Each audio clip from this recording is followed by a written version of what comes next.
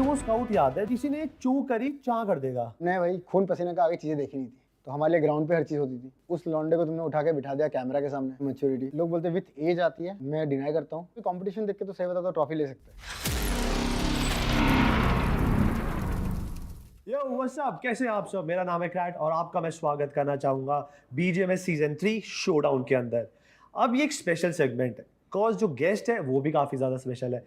तरीके से इंट्रोडक्शन की जरूरत नहीं है, बट फिर भी एक कहते हैं ना वो ये स्माइल के साथ एक बार तो बनता है छोटा सा introduction. Hey guys, I'm Scout OP here with Manu. Oh, मतलब मैं बोलता रहता हूँ 2019 मेरे इंस्टा को बूस्ट भाई ने दिया था। मतलब एक बहुत बड़ा है, एक नाम रहता है। But thank you so much brother, time निकालने के लिए। मुझे पता है कितने 100 सरदर्दी के बीच में होता है सब कुछ, बट टाइम निकाला, अच्छा लगा। फर्स्ट ऑफ ऑल BGMS में स्वागत है सर, कैसा लग रहा है? काफी अच्छा लग रहा है, काफी लॉन्ग टाइम बाद मैं खेलने वाला हूँ एक LAN, so it feels great. Last time आए थे बट मैचेस के अंदर थोड़ा सा लेफ्ट राइट था। इस बार तो होगा ना हमारे साथ 22 दिन? इस बार पूरा टाइम हो, 22 के 22 दिन हो। यो इसका मतलब टिकने वाला आखिरी तक है। सो अभी चालू करें, मतलब कुछ सवाल लिखे कंटेंट मशीन हमारे चेतन भगत ने, रेडी है इसके लिए? जरूर, ठीक है। सो अभी आपकी टीम मुबारक है एक और बार भाई, क्या बात है। मेंटोर करा एक लाइनअप को और लाइनअप ऑफिशियल जीत गया यहाँ पे। स्टेज पे मैंने चेहरे पे ना वो देखा, मतलब कहते ना एक कहते थोड़ा सा ऐसे था कि बोलना बहुत कुछ आता था, मौका नहीं मिला। बट आज यहाँ पर अगर मौका है तो हो जाए यार। अरे बहुत सारी चीज़ होती है जो हम कैमरे में बोल नहीं सकते, और स्पेशली इमोशंस को आप कितने ही वर्ड से डिस्क्राइब कर पाओगे, वो प्रैक्टिकली पॉसिबल नहीं है। और उस टीम के साथ अलग ही कनेक्शन है, क्योंकि 2 साल 3 साल लग गए थे उस टीम के साथ एक ही छत के अंदर रह के हमने मेहनत किया था। पहले ऑफिशियल में हम लोग 3rd आए थे। सेम स्टोरी रिपीट हुई हम लोग की इस बार में कि हम लोग बाहर हो गए थे क्वालिफायर से, फिर इन गेम क्वालिफायर्स आए। तो इन गेम क्वालिफायर्स आना बहुत ज़्यादा एक हार्श जर्नी रहता है, क्योंकि आपको पता नहीं कब क्या हो सकता है। क्योंकि वो जो नॉकआउट स्टेज होता है वो मेरे हिसाब से फाइनल से भी ज़्यादा डेडली स्टेज होता है। आपके पास मैचेस कम रहते हैं और आपको हर एक मैच अच्छा खेलना है, क्योंकि अच्छा नहीं खेलोगे तो आप जो आपका सपना उसी पॉइंट में बंद खत्म हो गया है। तो हम उस पॉइंट से आके, और जैसे फाइनल्स पहुंचे थे, मेरे टीममेट्स ने मेरे को सीधा यही बोला था कि भाई हम तो ये जीत रहे हैं, वी आर विनिंग दिस। तो एक डेस्टिनी सेट था और एक वाइब था कि yes we are winning this. हाँ, एक अलग एक्सपीरियंस था, अलग ही फीलिंग था। और इमोशनल तो आई थिंक मेरे से ज़्यादा बहुत लोगों के लिए एक पर्सनल विक्ट्री थी। ऑडियंस हो गए, बहुत सारे ऑफिशियल स्टाफ हो गए जो लोग मेरे साथ जुड़े हुए स्टार्टिंग से, जो मुझे पर्सनली जानते 2018 से, उन सब के लिए आई थिंक एक इमोशनल कनेक्ट था उस टीम के साथ। और एक पर्सनल विक्ट्री मेरे लिए नहीं थी, बहुत बड़ी फैमिली के लिए थी। नो डाउट वहाँ पे जितने भी प्लेयर मौजूद थे ना, जो स्टाफ में भी हो गए, उर्वेश हो गया, ऑस्मिम हो गया, वो सबके चेहरों पे जरूर झलक रहा था। बट अब Scout, you are one of the oldest player in the community. मतलब आज भी वो कहते हैं ना वो 24 घंटे वाली हसल, वो ग्राइंड रुका नहीं है। और जबकि तेरे टाइम के जो प्लेयर हैं वो तो रिटायर से भी आगे जा चुके हैं। ऐसा क्या है तेरे में जो बाकी लोग मिस कर रहे हैं आज भी? यार सपने बहुत बड़े देखे, तो सपने अभी तक कंप्लीट नहीं हुए, तो ऑब्वियसली इसलिए मैं मेहनत कर रहा हूँ। उनमें से एक बहुत बड़ा सपना था कि इंटरनेशनल में जाके इंडिया का फ्लैग के साथ जीतना है। वो नहीं पता कैसे होगा कंप्लीट, कुछ ना कुछ आगे जाके रास्ता बनेगा होपफुली। बट तब तक मेहनत करेंगे जब तक बाहर अपन नहीं ला पाते ट्रॉफी। ये तो मैंने काफ़ी बार सुना है कि ये हमेशा से एम रहा है कि इंटरनेशनल बॉर्डर्स पे जाकर देश का नाम रोशन करना है। 100%। बट अभी you have taken more responsibility. आप अकेला प्लेयर नहीं रह गए, आप एक मेंटोर भी हो, आप एक कंटेंट क्रिएटर भी हो। ऐसे ट्यूल के इतना बड़ी ऑर्ग है, प्रेशर रहता है उसका, ब्रांड वैल्यू अपनी आपको मैनेज रखनी है, कॉन्स्टेंटली आपको कंटेंट फ्लो करवाना अपने सोशल्स पे। ये सब कैसे मैनेज हो रहा है ब्रो? यहाँ पे मुझे 12 घंटे कम पड़ते हैं भाई पूरे ऑफिस में। यार आई फील लाइफ सबके लिए अलग अलग रहती है, सबका स्ट्रगल अलग रहता है। मेरी स्ट्रगल किसी बंदे के लिए बहुत सपना रहेगा, किसी के लिए मेरा स्ट्रगल कुछ है नहीं, किसी के लिए मेरा स्ट्रगल हर चीज़ है। और मैं भी जिन लोगों को सोचता हूँ कि यार वो बंदा इतने टॉप लेवल पे, क्या पता उसकी लाइफ की हसल अलग है। सो मेरे लिए है कि मैं बहुत ब्लेस्ड हूँ कि मेरे को एक गेम खेलने के हर चीज़ मिलते हैं जो मुझे पसंद है। मेरा जो मनपसंद चीज़ मैं वो कर रहा हूँ, मुझे मज़ा आ रहा है। बहुत लोगों को जो पसंद नहीं है, उन लोग वो लाइफ के एक लूप में फंसे रहते हैं, स्टिल उन लोग एक लाइफ जी रहे हैं। तो मैं तो बहुत ब्लेस्ड हूँ कि मैं एक बहुत पीसफुल आरामदायक लाइफ जी रहा हूँ। अगर मैं इसमें कंप्लेन करने लग गया तो भाई फिर क्या ही रखा है। तो इसलिए मैं इसका एक ब्लेसिंग से लेके हर चीज़ को मैं खुशी खुशी करता हूँ। तो देखने का नजरिया है आपको, और it's all about the perspective. So अब मैं भी I always look up to you कि भाई इस बंदे ने, बिकॉज तू मेरे से छोटा उम्र में, but when I see you doing so good in your career, मेरे से लाखों लोग हैं देश में यार जो देखते हैं कि स्काउट भाई जैसा बनना है। अपने निंजा लॉर्ड को देख लो, स्काउट भाई जैसा बनना है। कितने सारे लोग हैं जो अभी T1 में अच्छा खेल रहे हैं, they still look up to you as a whole, एक एज अ ह्यूमन। बट जो लोग एज अंडरडॉग जो नए आ रहे हैं मार्केट में, बिल्कुल कच्चे हैं, उनके लिए कोई ऐसी 2-3 टिप्स बता दे जिससे कि मतलब they have a good run? बहुत एक सिंपल एकदम कुछ शब्दों में बोलूँगा तो let your passion drive your career, not money. पैसा है जो है ना वो कभी भी आएगा कभी भी जाएगा, आज है कल नहीं है, कल है आज नहीं है, सिंपल चीज़ है। बट पैशन के लिए आप करोगे ना, आपको एक तो खुशी मिलेगी, आपका जो फोकस है वो एक जगह रहेगा कि आपको अचीव करना है। और पैसा बाई प्रोडक्ट है, to be honest by product. आप अच्छा करोगे तो आपको पैसे मिलेंगे, आप खराब करोगे तो वो कम मिलेंगे, बट आपको मिलना ही है, जितना आप डिजर्व करते हो उतना मिलेगा। तो अंडरडॉग्स को मैं तो ये बोलूँगा कि यार आप एक सपना देखो जो बहुत बड़ा है, छोटे सपने मत देखो कि यार वो गाड़ी खरीदनी, ये मटेरियलिस्टिक चीज़ें कभी आप कर सकते हो। ऐसा कोई सपना देखो ना जिसके लिए आपको टाइम लगे, सालों लगे, तब उसको अचीव करते करते करते आप बहुत सारी चीज़ें उसके नीचे वाली अचीव कर लोगे। तो मेरा ये मानना है कि सपने बड़े देखो यार, मतलब एक बड़ा सपना जिसके अंदर छोटे-छोटे मल्टीपल चीज़ें निकल जाएगी अंदर। थोड़ा इंटरस्टेलर वाला इंसेप्शन हो गया यहाँ पे। बट अब ये फाइनल सवाल है स्काउट, ये तो मतलब हैंड्स डाउन है, मतलब इसमें तो हाथ जुड़वा लो ऊपर वाले से, सब जगह से तेरे भी पढ़ लूंगा मैं। मुझे वो स्काउट याद है जो यूट्यूब की ना मतलब 50-60 हज़ार की वॉचिंग में ना किसी को भी भड़का देता था, किसी ने चू करी चा कर देगा, मतलब तुम पहल हम करते नहीं, दूल हम छोड़ते नहीं। वो स्काउट वर्सेस ये स्काउट, जमीन आसमान का फर्क है। गुरुजी कौन सी थेरेपी चलाई है? बिकॉज मैं 2-3 लोगों को जानता हूं, उनको भी जरूरत है यार। आई फील इसको हम लोग एक वर्ड बोलते हैं जो है मैच्योरिटी। लोग बोलते हैं विथ एज आती है, मैं डिनाई करता हूँ। विथ एक्सपीरियंस आता है, विथ कंडीशंस आती है। आपके अराउंड लोग कैसे हैं वो आपको बहुत इम्पैक्ट करते हैं। बोलते हैं संगति का असर, जो बोलते हैं start surrounding people with same mindset, जो आपको एक्सेल करना चाहते हैं, कि आप वो चाहते हैं कि आप अपने सपने पूरे करो। ऐसे लोग, जब पॉजिटिव एनवायरनमेंट आता है ना, तो अपने आप आपको समझ आता है कि यार 2-3 लोग को उल्टा सुनाने में क्या ही रखा है, एक तो ज़िंदगी है, उसमें तुम एक दिन बर्बाद करो एक बंदे को सुनाने में, उतनी एनर्जी पॉजिटिव चीज़ में डाल दो, तुम्हारा ही फायदा है। वो अलग चीज़ है भाई, किसी को सुनाने के पैसे मिलते तो वो भी कर लो, ज़्यादा आसान है चिल्लाना ही तो है। बट जोक्स अपार्ट, बहुत अलग फेस था वो। मैं एक यंग लड़का था जो स्पोर्ट्स बैकग्राउंड से आया था, तो हमने भाई खून पसीने का आगे चीज़ें देखी नहीं थी, तो हमारे लिए ग्राउंड पे हर चीज़ होती थी। अब उस लौंडे को तुमने उठा के बिठा दिया कैमरा के सामने, खून पसीने से निकला हुआ लौंडा। अब बाकी लोग जो कैमरा पे आके काम करते थे, उन्होंने कभी खून पसीना देखा नहीं था, तो उन्होंने एक अलग सा पर्सपेक्टिव बनाया था जो होना चाहिए। क्योंकि आप जब सोशल मीडिया पे रहते हो, आप सिर्फ खुद के लिए बात नहीं कर रहे हो, आपसे बहुत लोग इमोशनली कनेक्ट हो जाते हैं, बहुत लोग मोटिवेट हो जाते हैं, बहुत लोग कॉपी कर रेप्लिकेट करने की चीज़ स्टार्ट करते हैं। क्योंकि हम लोग जिस कंट्री में रहते हैं वो एक इमोशनल ड्रिवन कंट्री है। आप यहाँ पे लोग बहुत इमोशनली कनेक्टेड होते हैं लोग एक दूसरे से। अब वहाँ पे क्या एग्जाम्पल सेट करते हो वो बहुत ज़्यादा मैटर करता है। तो सोशल मीडिया एक ऐसा प्लेटफॉर्म है हमारे कंट्री में खासकर, कि आप बहुत सारे लोगों को इंस्पायर कर सकते हो, एट द सेम टाइम बहुत सारे लोगों को एक तरफ मूव करवा सकते हो। अब वो आपके हाथ में पावर है, आप अच्छे तरीके से करो कि गलत तरीके से करो। पहले रियलाइज नहीं होता था कि भाई मैं क्या बोल रहा हूँ, किसको सुना दे रहा हूँ। मैंने 1-2 बार एक्सपीरियंस किया, छोटे छोटे बच्चे वही चीज़ कर रहे जो मैं कर रहा हूँ, तो मुझे भी खराब लगा मैं क्या सिखा रहा हूँ इनको। कल को अगर किसी का बेटा वो सब चीज़ें करेगा जो मैं कर रहा था पहले, तो उसके पेरेंट्स कभी नहीं चाहेगा कि उसके ऐसा बने। रादर मैं उसको ऐसा चीज़ दिखाऊँ ना जो पॉजिटिव है, अच्छा है। बट हाँ, eight the end of the day मैं स्टिल कुछ हूँ पहले ऐसा, मैं अपना पुराना चीज़ को हटा नहीं सकता कभी, ऑब्वियस रीजंस। क्योंकि मेरे को फेक रहने में कोई मज़ा नहीं आता है, और फेक रहना भी नहीं चाहिए। क्योंकि यार लोग इसलिए मुझे प्यार किया, एक ना एक दिन दिख ही जाएगा, कितना छुपा लोगे। कितना भी छुपाने की बात नहीं है, जो तुम हो उससे प्यार करेंगे ज़्यादा मज़ा आएगा।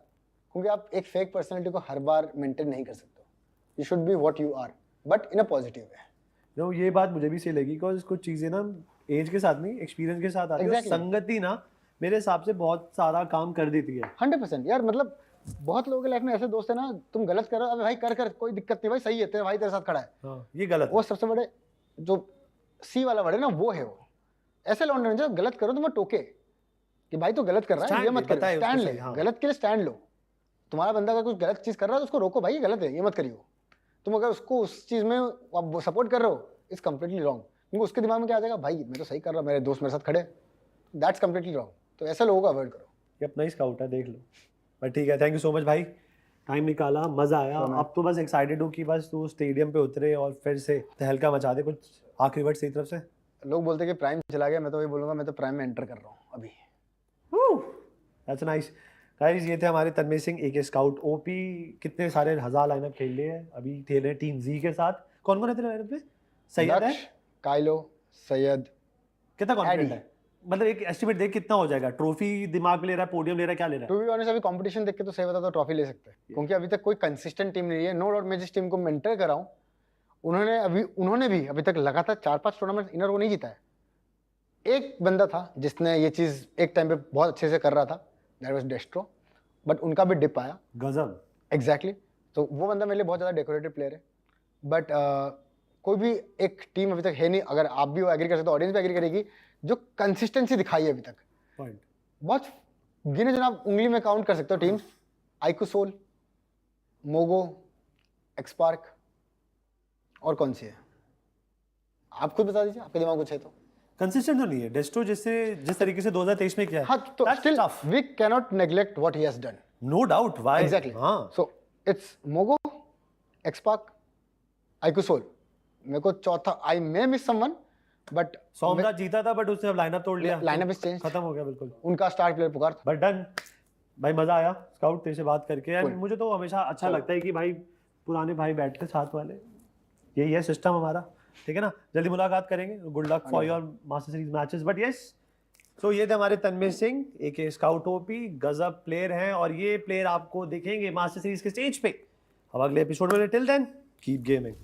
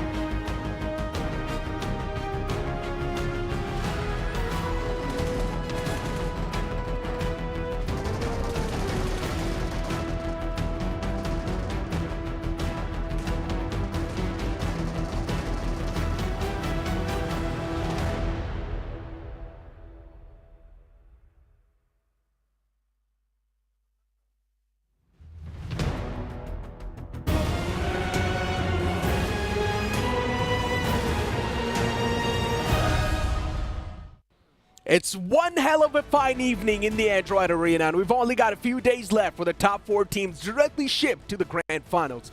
Welcome to the Android BGMS Season 3, powered by Garnier's Men, where I'm going to be your host and caster Necro. John alongside with me on the panel is going to be Scared Yet. And what's with this, man? I mean, I feel like you're having a great day today. Absolutely. I'm having so much fun, to be very honest, and why can't I? Because, again, as soon as I come on this desk and as soon as I sit in front of the camera, the only thing that flashes through my mind is, again, that 1v4 that was pulled off with a pistol. I can never get over it. Assault on top of the wounds for Team Z, right? Neo pulling off that 1v4. Yes. Indeed, a Neo from Matrix type of clutch. But the interesting part about that entire clutch was he managed to take down 3 players of Team Z with just a pistol. Then later on, the last man was wrapped up with a shotgun. But you know what? This really brings me back the memories of the previous week as well, because CG was playing so tactical. Yes. And now look at CG. They're not even dropping in their own home turf. Instead, they're dropping all over the place. In the first game yesterday, they dropped towards Georgia Pool. In the second game, they directly dropped down south on top of the players of Team Z. So CG now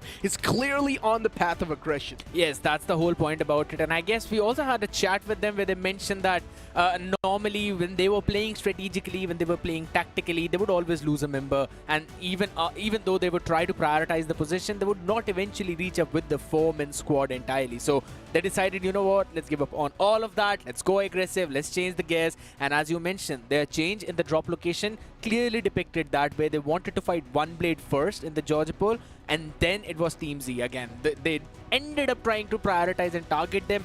And what better than that early 8 points that you end up succeeding and grabbing? I mean, hey, listen, man, there's a lot of things boggling my mind, but there's one specific thing that is still boggling and still scratching at the back of my head, and that's going to be the downfall of Entity. For some reason, this team was at the top 4 at the start of the entire league stage, and now look at them on the 11th spot in the overall standings. That's a big dip.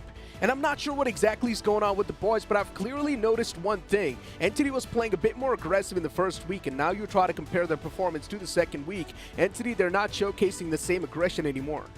It just feels like that right now in the current scenario, we've been having a lot of Erangel maps, right? And with the record which we have been seeing time after time, we've been constantly talking about the fact that their Miramar is a bit better. But you know what? Let's throw it down to Aquanox and hear it from his own words.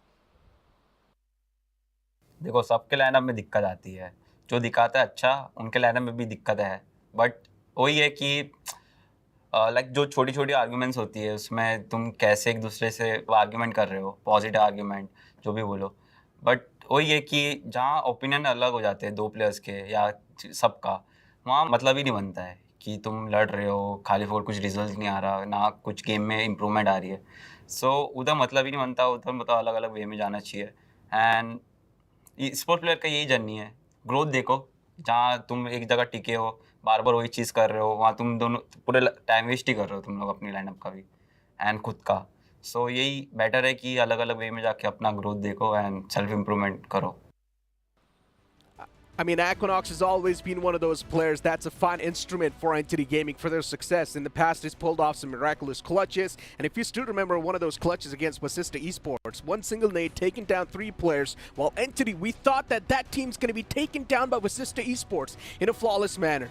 But it just seems to be the case that Aquanox has decided to go on to the aggressive and has decided not to look back, not to stop whatsoever. But there's another player in this lineup which I wanted to talk about, I wanted to have a conversation for. It's definitely Raiden, right? Because when he was back in WSB, this man was fragging like a madman. He could go toe-to-toe against Aquanox. But now it just seems like that he's either not getting those opportunities, or even when he is, he's just not being able to perform. I mean, that's a really good point that you brought up, right? In general, if you try to look at some of the lineups that we have been seeing so far, in general, there's one IGL and the rest 3 players are the fraggers. That's been the case with a few more teams inside of the entire playstyle. But as we move on towards the head-to-head between Erangel and Miramar, we clearly notice one thing, and that is there's a big up when it comes to the Miramar games of Entity. That's the entire point which I mentioned early on as well in the pregame segment, that Entity, whenever they play on Miramar, they just feel a lot more comfortable. And I personally feel that is one of the big reasons why this team was in the top 4 itself, because we were having quite a few Miramar maps as well. But right now, it just seems that it's all Erangel. They just can't really find their footing, because Erangel is a little bit more messy as compared to Miramar. I mean, fine. There's two ways to look at it. At the end of the day, a team should be prepared for Erangel too. Yes. It is one of the most classic maps out there. It is understandable. Miramar requires a lot of your tactical brilliance, and that's why Somraj is the man who's sort of mastered the map of Miramar. But still, you need to look forward to the game of Erangels too. And if things are not working out tactically, that's when you sort of try to switch the gear and try and go on the aggressive footing. But Entity isn't doing so far. It just seems that their plan is being figured out time after time. So, you know what? Do one thing that don't make a plan at all and just drop down to the enemy's location, because that's probably what seems to be working right now. Yeah. All the teams, they really want to just play aggressive. Carnival Gaming has finally switched back to their aggressive playstyle too, and it has given them a big boost. And it's not just about Carnival Gaming. Even if we talk about Godlike, yes, it's not a humongous success, but those small steps, the baby steps, they are trying to take it. Because I still remember yesterday on the first map of Erangel, Hands down, yeah. they went in aggressive to try and pick off the global esports player, and they took down Slug, if I'm not wrong. Yeah, they definitely did. And later on, they were also there in the top too. So Yes. for Godlike, it was quite a great start. But then later on, moving forward, we knew Godlike was not able to do that great in the upcoming games. But another team that we need to focus on has to be Team Forever. It is another one of those teams that has not been able to perform that consistently well, and something needs to be figured out. We did see Always returning back in the lineup, but we're still, for some reason, Team Forever's old form, the old glory, is lost. At this point, I just feel it's probably because there are two IGLs in the team playing, Ash as well as Oasis. Now, yes, Mogo has shown that two IGLs can play, but the situation is Destro is also a pretty good fragger in those situations. If we talk about Ash and Oasis, yes, we know that Oasis has got that amazing potential. He has been fragging a bit. Ash can do that too. But it just feels that the time that this team has spent together, it's just not been enough to gel up properly, and that's why they're facing some struggles. I mean, speaking of two IGLs, yesterday we also saw Robin and Destro playing together, right, in Mogo Esports. So yeah, it is understandable when you've got two masterminds playing in one single lineup, there can be a bit of a mental clash, and that's something that you need to avoid. I mean, looking at the overall stats of the teams, you've got Always playing 7 matches so far in the entire BGMS Season 3, and he's only acquired one single finish. So this is the major problem. When you've got two IGLs playing, you really do lack on that firepower, and that's something that Team Forever needs at this point. And it's not just about him. Even if you look at Omega 2, 17 matches and 17 finishes. That's one finish per map. That's also not mind-blowing, because we are having players like Aquanox, we're having players like Ninja Boy, like Ronnie for Raikou Soul, and they all still eventually get that one game or at least 2 games where they're fragging 5 frags or maybe 6, maybe 7. Yeah, but that's where you need to see teams like Team Forever to go aggressive off the rip, right, in the power play. Try and take the advantage of the double point system that you can accumulate in the power play itself, but Team Forever isn't doing so.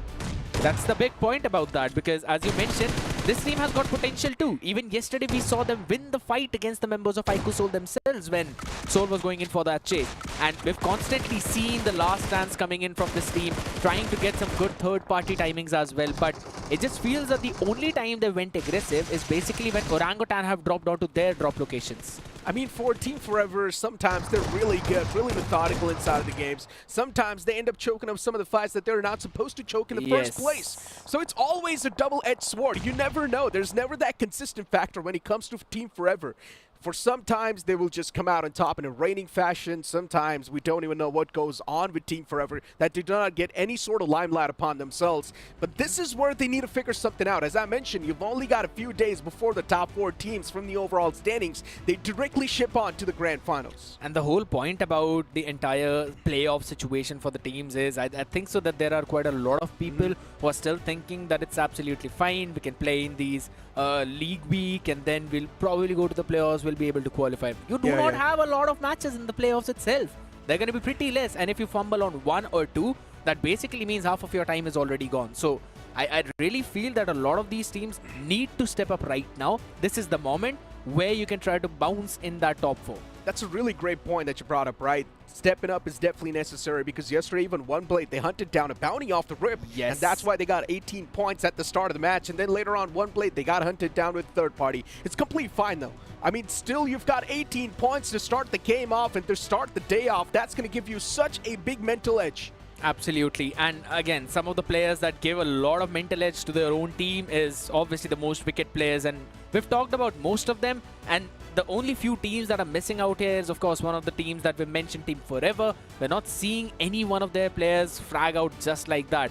And I think so even Aquanox as well. He's probably out of this top 10 list too. That's maybe one of the reasons why Entity is also out of the entire top 10 leaderboard. I mean, as I mentioned, Entity hasn't been taking a lot of fights recently. They're not going too aggressive inside of the playing field, and something needs to be figured out. Because if they stop taking the fights, we know one thing for sure, and that is that Entity won't be able to accumulate the constant points. You need to decide one play style. You either try to play super passive, or either you try to go super aggressive in the game. Because that's the only way you can find yourself that consistent point. If one game you try to go aggressive, the second game you try to play passive, that's going to bring in that inconsistency, and that's something that's happening with the players of Entity right now. Yeah, a lot of times we see teams getting a bit more confused as well as to what kind of rotation they need to go. But I think so today is going to be the day we're going to see a few changes from them. Changes. But you know what? Maybe those changes will be witnessed after this short break. Don't go anywhere. We'll be right back.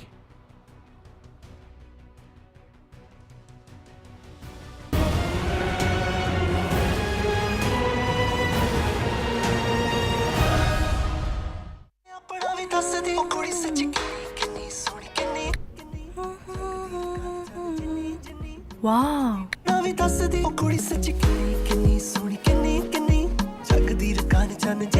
Circle to search. Only on Android. Red Bull gives you wings. Another day, another road, and we go. Arrive with a win, moving up, we know where to begin. Wicked on the wheels, get wicked on the wheels. Arrive we go. Wicked on the wheels, get wicked on the wheels. Another day, another road, and we go. Everywhere I go, dirt and pollution dull my skin. Garnier Turbo Bright Double Action Face Wash. 2x brightening power. With charcoal and vitamin C, deeply cleanses dirt and pollution to fight dullness for instantly bright skin. Garnier Men Turbo Bright Double Action Face Wash. Try the #1 men's face wash in India. By Garnier Men.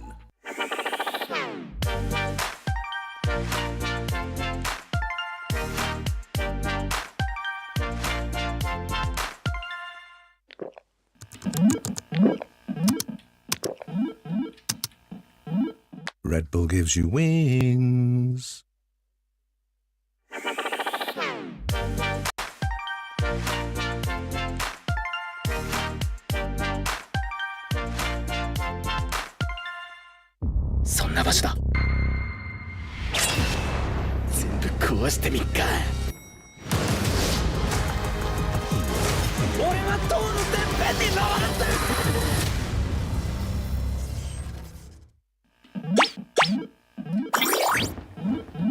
Red Bull gives you wings.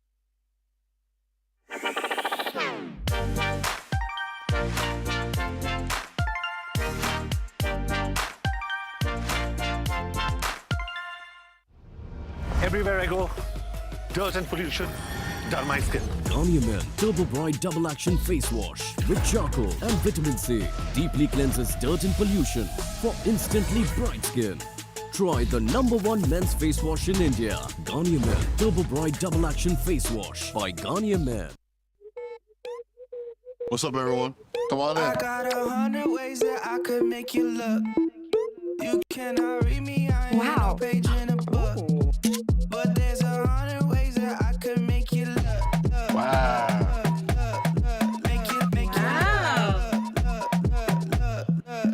Make you look. Wow. Look, make you look.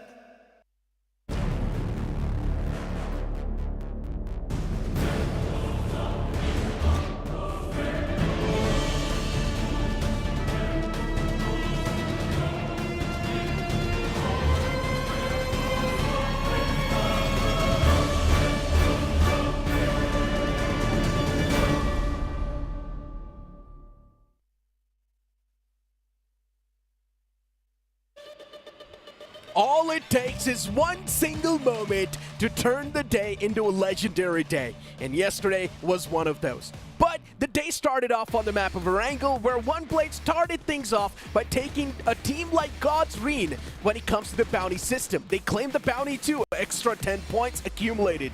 OneBlade, after having a fantastic day, that's just not where things ended. They kept on moving forward, they tried to take a few more fights, but then later on they met their end in a third party. Indeed. It seemed that OneBlade just decided to change their gears and then move forward. Now, we did not normally see the Pochenki drop clash, but even after that, we saw a very awkward zone forming in over towards the Ferry Pier Bridge, and where Godlike did not even decide to take any fight and only were witnessing the action that went on between OG and Carnival Gaming. Hot knife through butter. That's what CG did to OG. They did not even stand a chance. Mogo Esports facing off against a team that had a bounty on top of their name, and that was Reckoning Esports, and they claimed that bounty with quite a lot of struggles. In the final few moments, they went off against Godlike, which did not really have a man number to stand against them, but they still got the chicken dinner and moved on forward. After Godlike getting shut down, that was not the legendary moment I'm speaking of. This is the one that I'm talking about. Carnival Gaming Neo shutting down 3 players with just a pistol of Team Z, and the last man gets wrapped up in a sheet with a shotgun. But that was not the only thing that basically twisted our minds. It was also the fact that Aiku's soul got demolished by Team Forever, and then Orangutan as well. Not even hunting down, just waiting for Team Tamilas to fall into the trap, into their jungle, only to grab that bounty. Team Tamilas, after getting decimated by OG, they were not in that good of a stance, but moving forward towards the final few moments where Raven Esports, they faced off against the gods themselves, and the gods were demolished. Welcome folks to the Android Arena as we start off day 3 of Domination Week here at the Android BGMS Season 3 powered by Garnier Men. सबसे पहले, how you doing? Because इस arena में, I thought मैं ये बोल पाऊंगा that ये तूफान के पहले की खामोशी है, but जहाँ पे हम हैं वहाँ actual तूफान आया हुआ है. It's raining pretty badly, but it's also been raining points for a lot of teams. And on that note, इन 20 टीमों के बात करने से पहले हमारे साथ a brand new caster who has just been the latest addition to our team. It's Ravan. आपने इसकी आवाज़ जो है वो सुनी है. Everybody calls you Ravan. Yes. So it's good to have you. But भाई, माँ बाप ने नाम क्या रखा था before it became Ravan? देखिए, मेरा नाम तो विपुल कुमार है और कोई जानता नहीं है. मुझे लगता है कि आज पहली बार सब जानेंगे कि मेरा नाम एक्चुअल में विपुल कुमार है. Let's stick to Ravan instead of Vipul Kumar. Okay, Ravan, listen. आज day 3 है. Yes. Domination week का. और हम जानते हैं कि 5 दिन बचे हुए हैं. इन 5 दिनों के एंड में, अंत में, we know that 4 teams directly qualify कर जाएंगी for the finals. 16 टीमों को playoffs में खेलना होगा to make it to the finals. The big question is, as we speak, इस points table पे you got Reckoning, you got God's Reign, you got Raven, and you got Team Tamilas.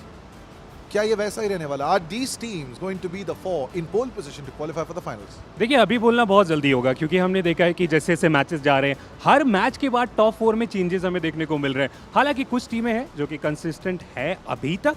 कब तक रहेंगे वो एक सवाल जरूर है. All right, listen, the boy works out. Clearly, he's got the physique. He's looking really dapper. What about the teams जो number 5th spot से लेके number 10th spot तक हैं? Because think of it, right?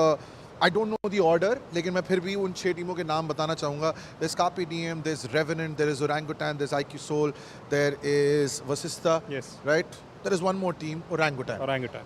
ये 6 teams जो हैं bro, I'm sure ये भी चाहते हैं कि इन top 4 spots में उनका नाम हो, वो जाएं finals में. इनके अंदर क्या वो fight दिखने वाली है अब as we inch closer to the end of the week? देखिए, आपने 2 टीमों का नाम लिया, वसिस्ता ई स्पोर्ट्स और कार्पे डीएम. मैं बस याद दिलाना चाहूँगा आपको कि कार्पे डीएम वो टीम है जिन्होंने स्टार्टिंग में इतने फिनिशर निकाले थे कि बाकी सारी टीमों को यहाँ पे हैरान कर दिया था. और उसके बाद वसिस्ता ई स्पोर्ट्स शुरुआत बेहतर था, अंत उतना अभी तक बेहतर हुआ नहीं है. लेकिन मैं मान के चल रहा हूँ कि जब तक वो मैच का काउंट 0 ना हो जाए तब तक टॉप 4 हम गेस नहीं कर सकते. और इस 5वें स्थान से 10वें स्थान पे कौन सी वो टीम रहेगी जो कि कम बैक कर सकते हैं, क्योंकि बाउंटी, पावर प्ले में बहुत कुछ देखने को मिलने वाला है. Is this your first season? No. Okay, it's not his first season, but there is one moment which will always be credited to him, and वो clutch fight, Neo, yes, Team Z. क्योंकि हम बात कर रहे हैं इन सारे नामों की, so let's just call Neo from Carnival Gaming and let's call Syed from Team Z. जी हाँ, दोनों ही प्लेयर्स को आ जाओ बुलाएंगे यहाँ भाई। पे, आ जाओ गाइस, आ जाओ। Sending you an invitation. Neo से ऑलरेडी हमारी बात हो चुकी है because we were there even during that standout player interview. And Syed, good to have you, brother. हाँ जी. सर सैयद, मैं आपसे बहुत अच्छा सवाल पूछने वाला हूँ। कल स्काउट का बर्थडे था, गिफ्ट आपको देना चाहिए था लेकिन गिफ्ट इन्होंने दिया। तो मैं जानना चाहूँगा कि उस टाइम क्या चल रहा था, क्योंकि हमने सब चीज़ें ऊपर से देखी, अंदर में क्या चला जो चीज़ें खराब हुई? अंदर में तो हमें तो लाइक कुछ आइडिया था नहीं कि एक टीम आएगी, बट टीम आ गई, हमें एक फ्री किल्स मिल गए थे तीनों, फिर sorry no wins but free kills थे, 3 फ्री किल्स मिल गए। तो हम लोग लाइक पूरे वो हो गए कि हाँ चलो भाई अब ये लास्ट किल का भी मिल जाएगा। तो हम जो जोश में पुश कर दिए सोलो, वही गलती होगी। फिर भाई ने उल्टा गिफ्ट दे दिया स्काउट को बर्थडे के दिन, जो ही खतरनाक था। बहुत अच्छा गिफ्ट दिया। मुझे लगता है कि आप बहुत समय तक आप भी याद रखोगे एंड स्काउट भी याद रखेंगे। सॉरी कितना खूबसूरत शब्द है, सब कुछ बोल दो, एक सॉरी जो है it softens the blow. Yo, listen, जो टीम जी के फैंस हैं, they know the difference between होगा and Gohan, right? Carnival gaming की जो अभी तक कश्ती रही है वो थोड़ी डगमगाई है। Sometimes you gotten out of trouble. Hector and omega, जब टीम अच्छा नहीं करती है तो ओमेगा की चांट्स जो हैं वो ज़्यादा सुनाई देती हैं। Where are you on that? मतलब मेरे लिए तो दोनों आईजल बराबर ही है, but I prefer Hector. Alright, listen, Scout is also arrived here, so Scout को भी बुला लेते हैं। First up, इधर आ जाओ। Belated happy birthday, brother. Hi. क्या किया? कुछ नहीं, बस टूर्नामेंट चल रहा था, कुछ पार्टी वार्टी नहीं करिए, छोटा मोटा केक काट लिया था सबके साथ, और कुछ नहीं। बहुत सारी विशेस मिली। यस। ऑलराइट स्काउट, हम बात कर रहे थे अभी सैयद से, एंड तुम्हारी टीम जो है it's in that weird spot, right? Number 5 से लेकर नंबर 10 के बीच में।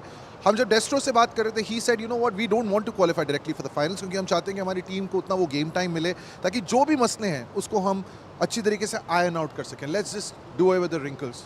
Where are you on that? यार एक तरह से डेस्ट्रो की बात भी सही है कि ज़्यादा गेम टाइम मिलेगा, बट अनफॉर्चुनेटली मैं वैसा नहीं चाहता हूँ, क्योंकि ये एक ऐसा स्पॉट है जहाँ पे कॉन्फिडेंस बिल्डअप होता है टीम का।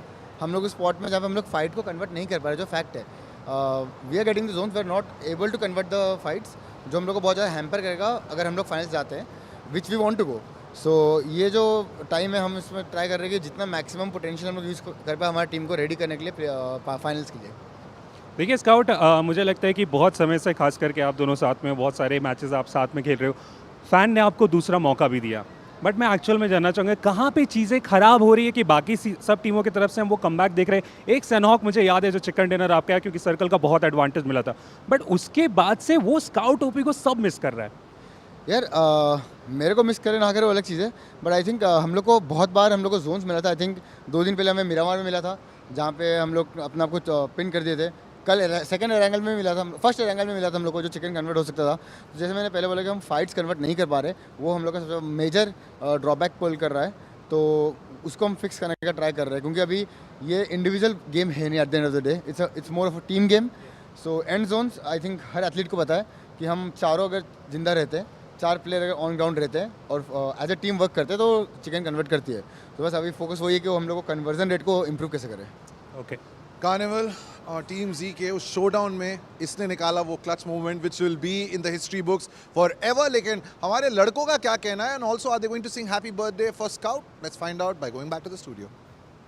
Yeah, I mean, we already wished him happy birthday yesterday, right? So, Exactly. yeah, now, I mean, let's focus on what's going to be the storyline for the future because, yeah, for Team Z, I'm not sure how they're going to deal with that mental setback because this is one of those moments where a team really starts to second-guess themselves. They really start to build up that second doubt, and hopefully that's not going to be the case with Team Z.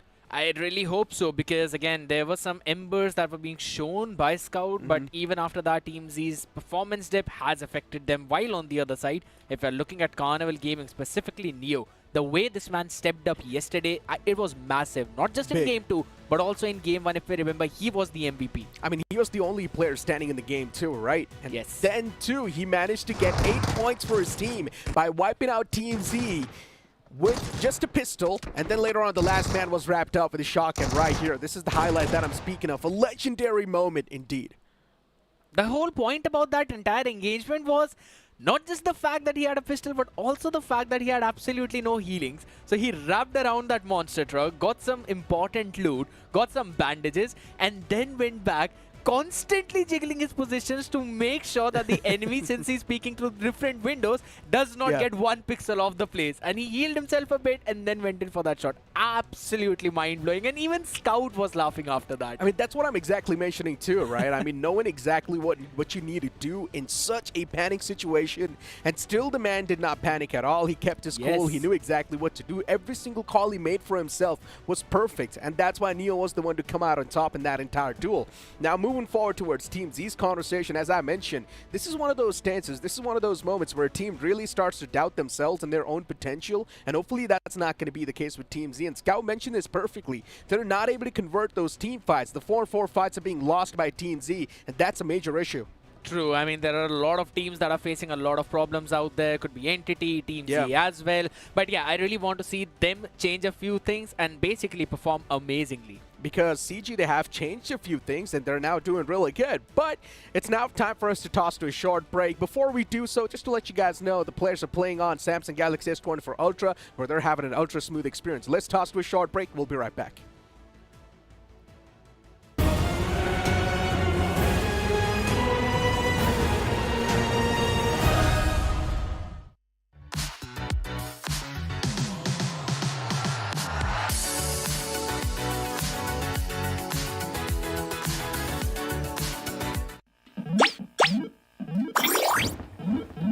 Red Bull gives you wings. Another day, another road, and we go. Arrive with a win, moving up, we know where to begin.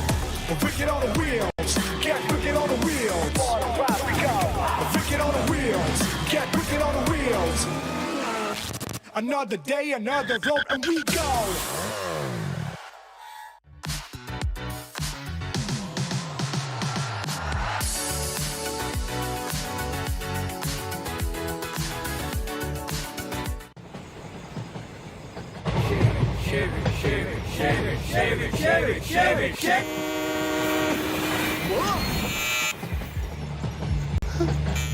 What's the worst that could happen?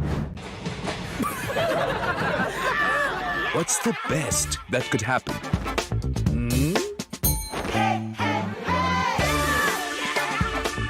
Philips One Blade. Move fearlessly. Innovation and you.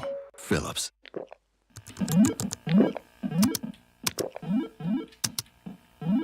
Red Bull gives you wings. そんな場所だ。全部壊してみっか。俺は塔のてっぺんに登るんだ。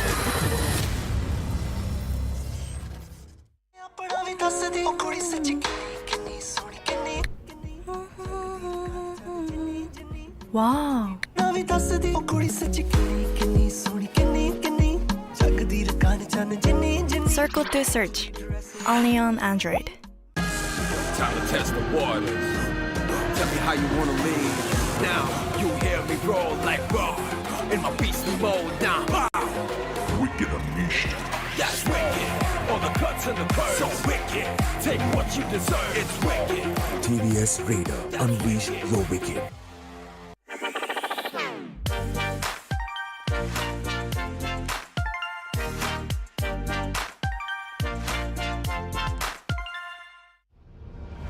Everywhere I go, dirt and pollution dull my skin. Garnier Men Turbo Bright Double Action Face Wash. 2x brightening power. With charcoal and vitamin C, deeply cleanses dirt and pollution to fight dullness for instantly bright skin. Garnier Men Turbo Bright Double Action Face Wash. Try the #1 men's face wash in India. By Garnier Men. Red Bull gives you wings. To live your life the way you want. Compete like the toughest challenger.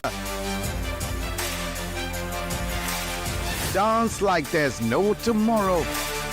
Celebrate every second you are alive.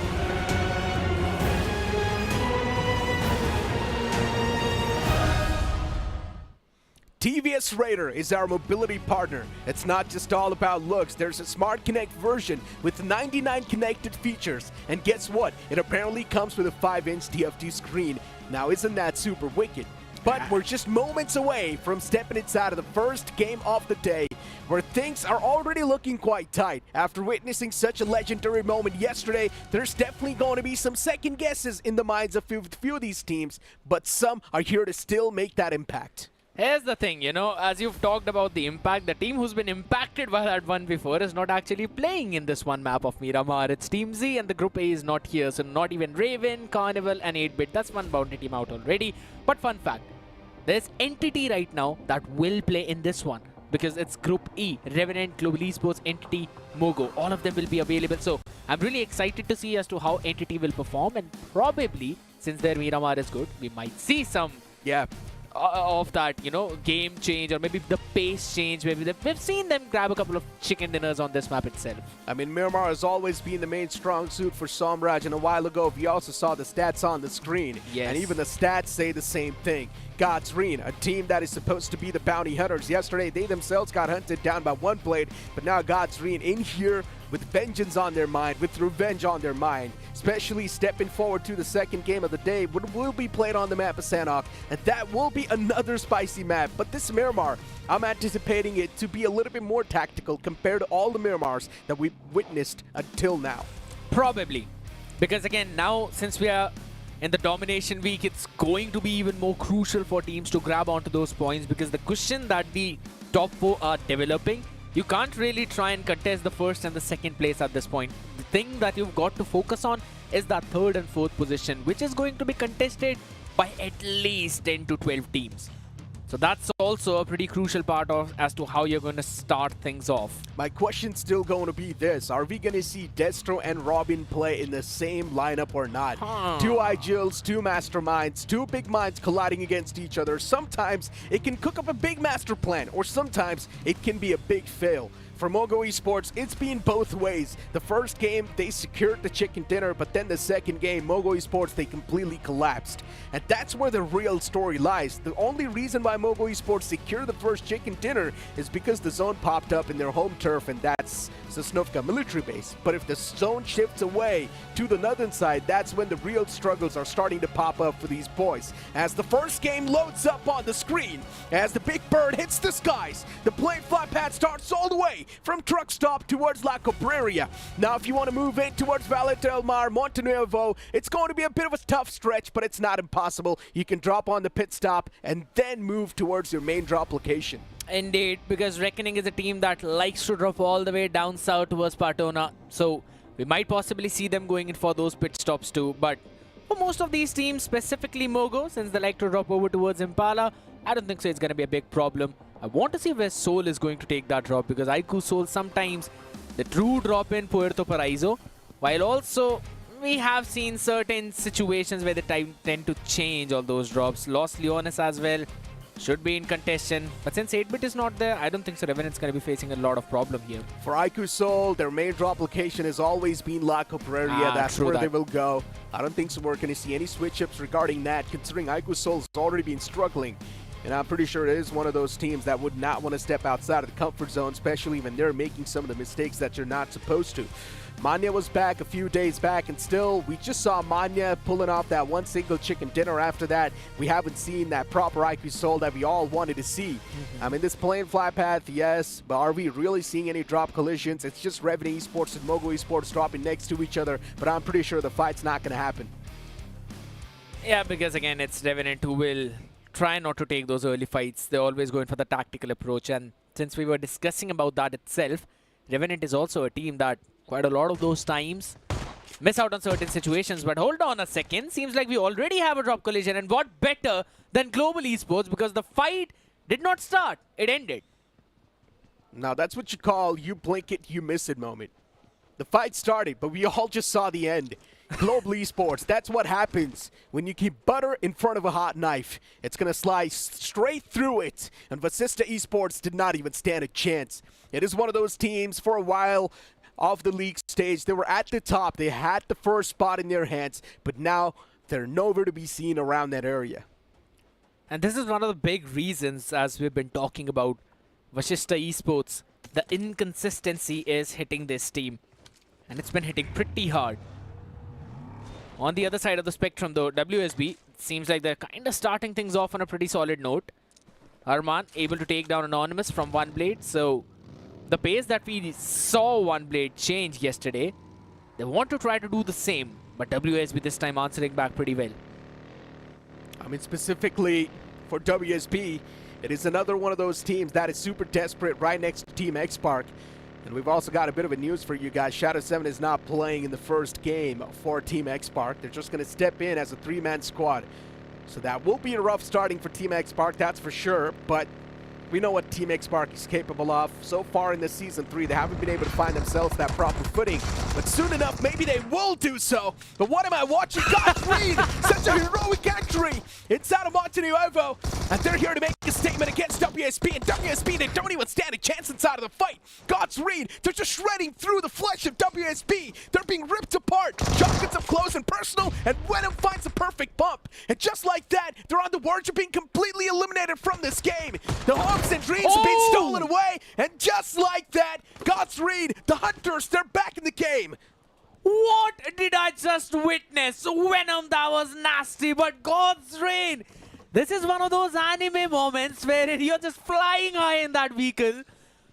I just feel that they probably read it from the finish feed and they just decided, you know what, let's catch on to the players and do whatever they're doing. Nah, that vehicle is stuck. That's not moving. But wait a second. Global Esports seems to be like picking on just teams left, right, and center. Catch one more player as well from One Blade. They're not done just yet. Global Esports out on a hunt. They're like, yeah, we're not going to go for the loot. Instead, we're going to let the opponents loot for us, and then we'll hunt them down. I like that game style. Global Esports off the rip on the aggressive side of things. They do not care if they're close to that top 4, if they can't have the bounty on top of their head. Instead, they're just over here going super aggressive in the map. Yesterday, they were pissed because at the end of the day, their top 4 spot was stolen away from them. And this time around, they've already started to enter in the top 4 at 3rd place just thanks to those 10 points. Obviously, it's going to change maybe. We'll have to see. But Aiku Soul, all the players in that exact same vehicle, not a big fan of it. But if they're going to make it work, do some things like what God's Reign did, you may never know. Oh my god, Apollo. Yeah. The man was trying his best to shank someone to death, but it just did not work out, and then God's Reign. I mean, WSB did not even stand a chance. This is one of those moments, as I mentioned, where you just say, God's Reign are just better. Straight up better in that fight. Such a heroic entry inside of the city of Montenegro, striking down the players of WSB with ease. You can't even say a lot. 8 free points for God's Reign, that's all I can say. That was literally with ease, to be honest. Can't even change that. Because yeah, they just were chasing them down. The monster truck is not that fast in front of that vehicle. They just seem like flawless. And even Aiku Soul right now, since we are on the topic of that, are trying to just move around as a hunting party in just one vehicle. Either they're going to destroy whoever they see, or they're going to get destroyed in a second. There's no in between after that. There's no prolonging that fight. But yeah, I mean, off the rip, you've seen 2 powerhouses take an exit from the game with Sister Esports and WSB. And Reckoning Esports lost out on their individual player. One Blade lost out on 2 players. So yeah, a few individual blows here and there, but nothing too concerning just yet. Team Tamiles up in the game with all the 4 players left to life. Revenue Esports is right underneath them. And both these teams, they know they're crossing lines. They know that they would not want to cross the line. If they do so, it will be a drop collision. True. So it's like a territory that's being divided between these 2 teams. But if you're Revenant Esports, I'd suggest them to actually look for the fight. Because it's Team Tamilas. Yeah, but that too, fighting inside of an urban territory is something that I would not recommend because there's always a big question mark where the opponent is positioned. True. You would never have a proper knowing of every single player's position. That's a big thing. The risk is bigger than the reward. I wanted to see where the rest of the One Blade players were, and we can see that they're finally down there in Picardo. But look what's happening. Reckoning Esports towards La Cabrera, right next to the players of Aiku Soul. Now, this is what you call a proper hunt, too. True. They did lose out on one of their players, so maybe just want to equalize the odds by trying to take down the members of Aiku Soul. And with the way how they have been fighting, it has seemed that it's not looking that clean. And you mentioned about both of these teams together. Seems like they've already figured out where Joker was and also completed the pick onto him. So rough. Down to a 3v3 now. Aiku Soul, quite a rough outing. Now it's taken down to a 3v3, as you mentioned. Immortal out. At least they've still got Hunters left alive. He's one of those game-changing players that you really do need to be alive in the final few moments. Reckoning Esports getting ripped off piece by piece in this fight wouldn't be a good ending.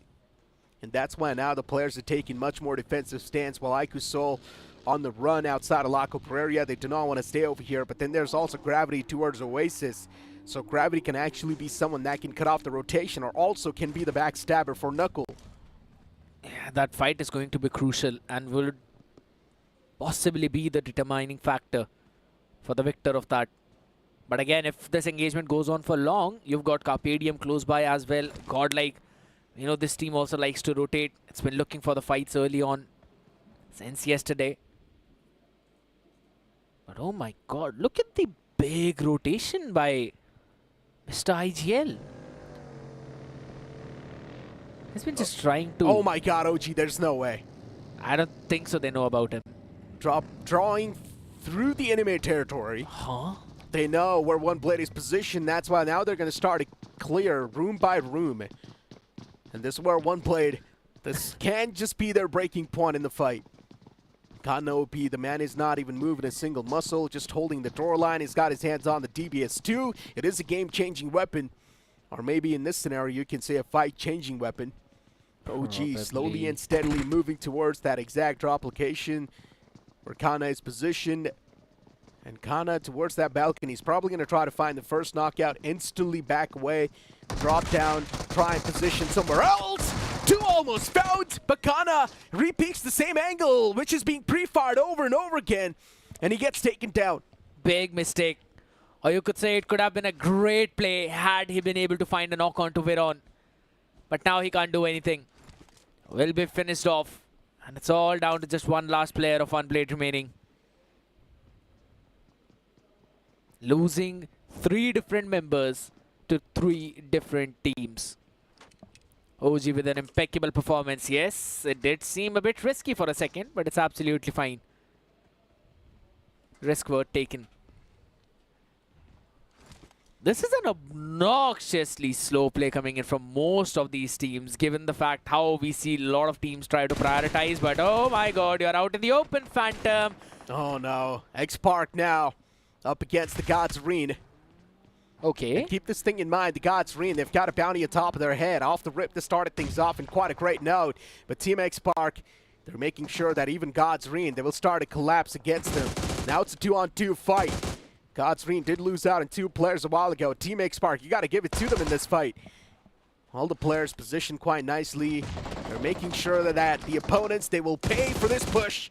Nice shots taken from Sarang. He knows there's another man in the front lines, but he hasn't went for the peak just yet. Altu around the corner. Entity Gaming looking to third party this fight because they know gods are being hunted. This is a bounty maybe worth claiming, but already it's unclaimable. Entity Gaming with this third party, they might be able to shut down Ninja Jod or even Altu, and that's what happens. Altu gets strike down. Entity with the third party will of course have the man advantage in this entire scenario before Team X-Park. It's the worst possible outcome because they were almost on the verge of winning this fight. 30 seconds remaining. Not even 30. 25 now left. And Team X-Park, don't forget they're playing with just 3 men. Out of which Spray God has been pulled out. So it's down to just Ninja remaining as well as Sarang. Nades being tossed, traded, left, right, back and forth. Just chipping apart the players. Nothing apart from that. Ninja just wants to run away to reposition. But he'll be taken down at such a long range with that shotgun. I told you, it's the worst possible scenario for Team X-Park that can pop up. And they have been eliminated from the game completely. For God's Ring, it's also quite a good news considering their bounty cannot be claimed anymore, so they can be taken down happily if they want. Yep. So yeah, it's all good in the hood for the boys. God's Ring, they've already started things off with 10 points in the belt. So if they get taken down, it's not going to be that big of a setback. I was about to mention that they already have 170 points over that. They've got 10 points in this game, so they're going to be pretty happy about that, that their bounty cannot be claimed. Now there's only one team remaining which has got a bounty on its head, and that's going to be Team Tamilas. And Team Tamilas is an interesting prospect. They're not going to go for the early game fights. IQ Soul at the top. They are spotting out a few teams in the far fray. Shots were taken, positions noticed. But nothing can be done just yet. And I think the shots they were taken against was Godlike. Yep. Godlike is on the rotate. And I'm pretty sure Godlike is one of those teams that would not want anything to be done in this fight, but they're still moving through La Cabrera. Even they want to hunt down the players of IQ Soul, maybe? But it's quite a late rotate, so Godlike, they probably know that IQ Soul, they have moved out of this area. But IQ Soul can definitely try and set up a trap against Godlike if they want. These can be some points that can be claimed because Godlike is moving through an unknown patch. I think so. In this situation, they're just going in for their late rotations to make sure that there's no one coming in from behind them. Because that's probably what they did last time when they were in the map of Erangel. Though, yes, this is Miramar, it's a different map, and also it's a different day. I guess it's just the fact that the strategy seems to be almost the same. And it's going to be another couple of dead phase zones coming right up for the next few minutes because the power play is over. Only Team Tamilas has the bounty over their head that can be claimed. Apart from that, a lot of teams playing just a bit off center. The third parties are going to be impeccable. No way for you to toss them. And look at where Reckoning is. Just enjoying their time, confirming that there's no other team who's going to drop down south from the places that they are playing at. NTD right now towards the smack center, towards that San Martin area. They're playing with the high ground with the advantage over San Martin. God's Green's one last member still alive. The only reason why he's still alive is because he knows that the bounty is unclaimable now anyway, so you might as well try and squeeze as many points as possible, or else he could have pulled out a Ninja Boy if he wanted to. Or a Neo, but with better weaponry. A Ninja Boy is much more understandable. Agreed. And easily doable. All you need is one Molotov or a nade. But yeah, Mogo Esports, one of those teams that does not like to play aggressive at all. Instead, they've always been playing quite passive, and I'm not sure how to feel about that. Because this is one of those metas in BGMS Season 3 where you need to prioritize aggression, where you need to prioritize the eliminations. Yes. And the only way you can do so is by moving fearlessly, just like our Philips One Blade. They definitely do need that aggression, which you've been talking about. We've been saying that time after time. Mentioning it, that they just really need to try and take those fights, find those fights. In most of these situations, they are trying to breach into the circle, breach into the enemy defense lines, and that's something that they haven't really been finding a lot of success at. Wherein, whenever it comes down to them trying to defend, it seems that they've still been able to do that. Yeah, not cleanly, agreed, but at least they've managed to do that. I mean, talk about a few moments that you want to relive, and Team X-Bar getting picked off by Entity, where they could have almost won the fight against the opponents that they were challenging before. They could have claimed the bounty as well. It could have went so well for Team X-Bar. Would have been the perfect day to start off. Yes. But unfortunately, it was ruined by Entity. But Global Esports, it is one of those teams that has started things off with a bang, and still they're alive with that bang in the game. 10 points and counting for the future. If they manage to secure the chicken dinner, that's even better. If they manage to take down a team like Team Tamilas, that's going to be another cherry point added to the top. And right now, speaking of Team Tamilas, they're on the right side near truck stop, right above Minas Generalis. The thing about Global Esports is that they're probably playing with a 1-3 rotation. So if Arkland gets caught, he's going to be deleted. No way to get him revived whatsoever. And they also have Godlike close by. And as you mentioned, Team Tamilas too. But a team that I also want to focus on is going to be Team Forever. We have seen this team play pretty decent. We've been talking about it even in the pre-show segment as to how sometimes they do find that success, but quite a few times they're having the problems to try and reach in. What a circle shift. So it's a big problem for Team Forever. Orangutan, KSR7, the last man of one blade. They've all got to go in for that reposition. All of that is fine, but how's OG gonna move in now? They're all the way down south. There's only 1 or 2 players inside of the zone. The rest players are still outside of that circle. To move inside of the safe zone, they would need to be the cleanup crew, and to start cleaning things up, they would need a hell lot of confidence. Yes. But all of that is fine. Entity right now is in a really good spot. Right over San Martin, they've got so much advantage. They've got the high ground to play with. The entire coverage over San Martin around that area too. They can keep their eyes pinned down. For Godlike, there's Team Forever slowly and steadily moving towards their area. Punk could have taken shots if he wanted to, but he's still keeping that trigger discipline. Omega is busy taking fights with someone else, while Reckoning Esports outside of the zone, tanking that damage from the blue. I mean, I was hoping they would have had a lot of first aids, but it seems like Hyper has just got 1 remaining, and now it's going to be 0. So might as well be a good time to try and jump into the circle itself, because the northern part is fairly empty. A lot of those teams playing over towards the southern hemisphere of that circle, so they will get that confirmation too that there's absolutely no other team out around them. And they're the last ones to breach into the blue, into the safe zone. Reckoning on the move. Yeah, fine, they can't be the last one to be in the zone, but probably soon enough there's going to be a lot of those fights that will pop up. So a few spaces will be cleared up.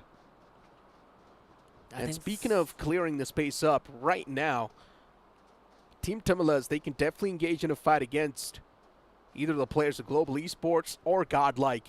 But the only reason why they're not doing so is because they've got a bounty on top of their head. So they're the one in the disadvantage. But for Global Esports, this is exactly what they need. And speaking of Global Esports, they're in a big 2-2 split. 2 players separated out, while you've got 2 of the players right on top of Hacienda del Patron. Now, I'm not sure if this is a good strat or not, but if a team does pop up right in the center, just like Team Tamilas, then it can be the big pinch that we all are looking out for. That is indeed true, but again, it just seems that Carpedium up against the members of OG. It's going to be important, crucial. Aru already down now, finally. Kamla Boy firing in from that long range. KSR7 needs to survive. No shotgun in the hand. Yeah, he has actually. That's 12k. I'm not a big fan of what KSR7 is holding, but he still comes out on top in that duel. How is this even possible? The man now turns around. He's going for a few more shots, but the pre-fire from the opponent, it's going to put the nail in the coffin. Veron gets the last man accumulated, but now Carpedium, they're here to take the advantage of that fight. A bit of damage was dished out against OG, but OG, they're almost on the verge of recovering.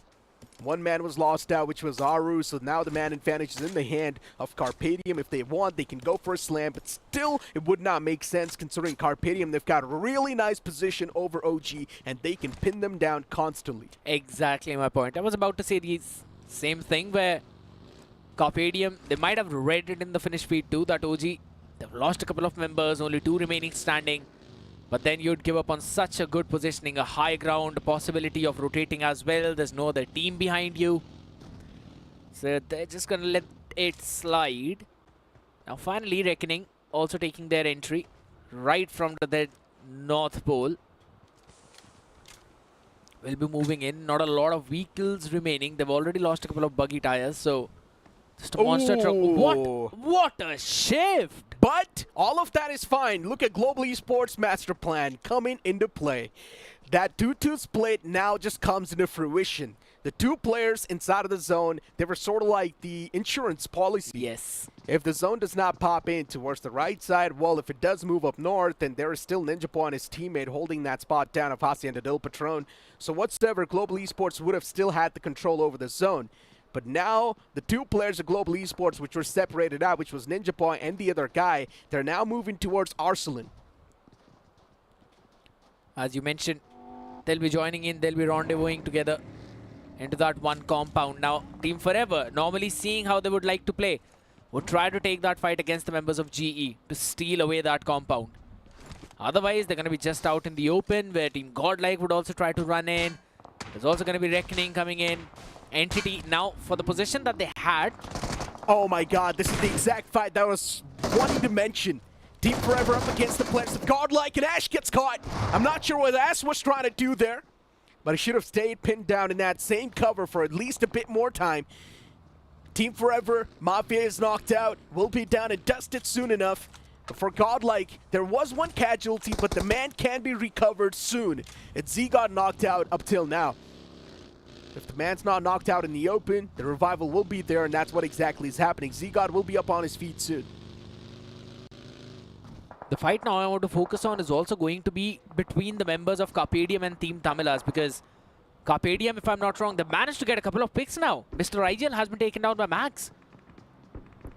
Maxi finally tries to answer back, but Pukar catching Mantry too. That just means it's only one man remaining, and Maxi has also been taken down. It seems like Carpedium, they've already claimed the bounty of Team Tamilas. This is incredible. That is big. If that happens, then Carpedium, a nuclear game's on the way, I guess. Carpedium, they're getting third party too by another team that was around the corner. It's Reckoning Esports that they're going up against, and Reckoning Esports' bounty is unclaimable, considering one man was taken down off the rip. Reckoning Esports, Hunters and Wipers up close and personal. The last man is there too, but he's a little bit far away, separated from these two guys. But Hunters and Wipers, if they work in tandem, it's going to be really good. Reckoning Esports trying their best to at least find some sort of an opening against Carpedium, so that can be the go call, but they're not able to make it just yet. And there we go, Gravity finds the man slipping. Pukar gets knocked out. Carpedium, the worst nightmare now comes to the reality.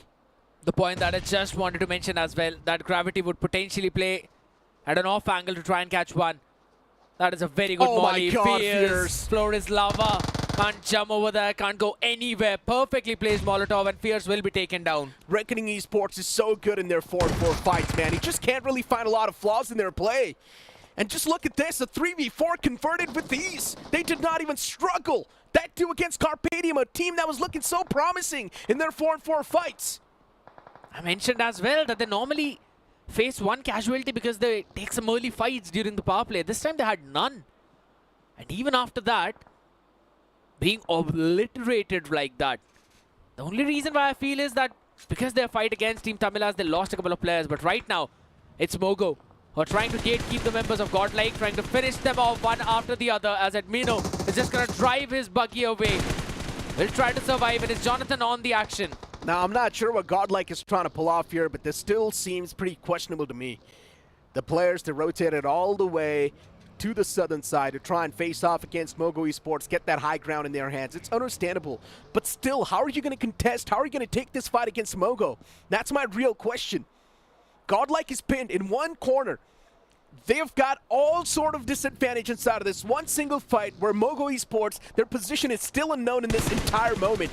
This is a distraction by Admino, but he still gets knocked out. I'm not sure what the rest of the teammates are doing. Admino is knocked out. There's still no cover. Godlike, they're in shambles. They had no proper game plan before they made this rotation, and now look at the players slowly and steadily getting picked off. It's a systematic dismantle against them. For Mogo Esports, they're of course at the advantage from the start. That's a big problem now. There's no way Godlike are going to survive. The entire smoke wall is definitely going to come there, but I don't think so if it's going to help them a long or a lot, to be very honest. We'll just have to focus on the other side as well at this point. Unless they pull out a maniac performance. A 2-on-4, too much to expect in my opinion. Yeah, the disadvantage is just too much. I mean, you're going up against the defending champions. You cannot underestimate the boys. You've got Oh my Destro God. and Robin playing in one single map. So yeah, it will be a tough patch to deal with. Godlike already losing out on Jonathan. Now Z-God is there in the back lines, and I'm not sure what one single man can do. Jonathan's elimination might just be squeezed soon enough. The only thing that's blocking that to happen is the zone. And as now the zone moves away, Mogo Esports too, they will need to start taking decisions as soon as possible. And that's what they're doing. They take the decision to move inside of the safety lines. They have found themselves barely inching in, but where's the next zone going to pop up? Oh my god. It pops right on top of the players of Entity Gaming. They've got the advantage. They can slowly and steadily start to move inside of the zone. I was about to say that we might possibly see Global Esports doing some shenanigans, but it just seems like they're facing a lot of problem, and now even Revenant being fired upon by the members of Mogo. They are outside the circle. They do have the high ground advantage, so that's one good thing. As Sensei has been brought down on his knees. There's also Reckoning on the other side. Every team is basically in the crosshair of one another. It will just depend on to who does the perfect third party and who finds the perfect opening. Look at the shots taken.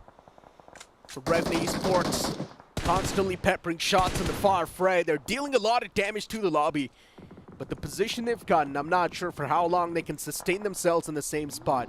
Sensei's knocked out in the open, inside of the zone, and he's not going to be feeling too good. The rest of the teammates need to start making the rotation to that same area, but they're taking a lot of damage upon themselves while they try to pull that off.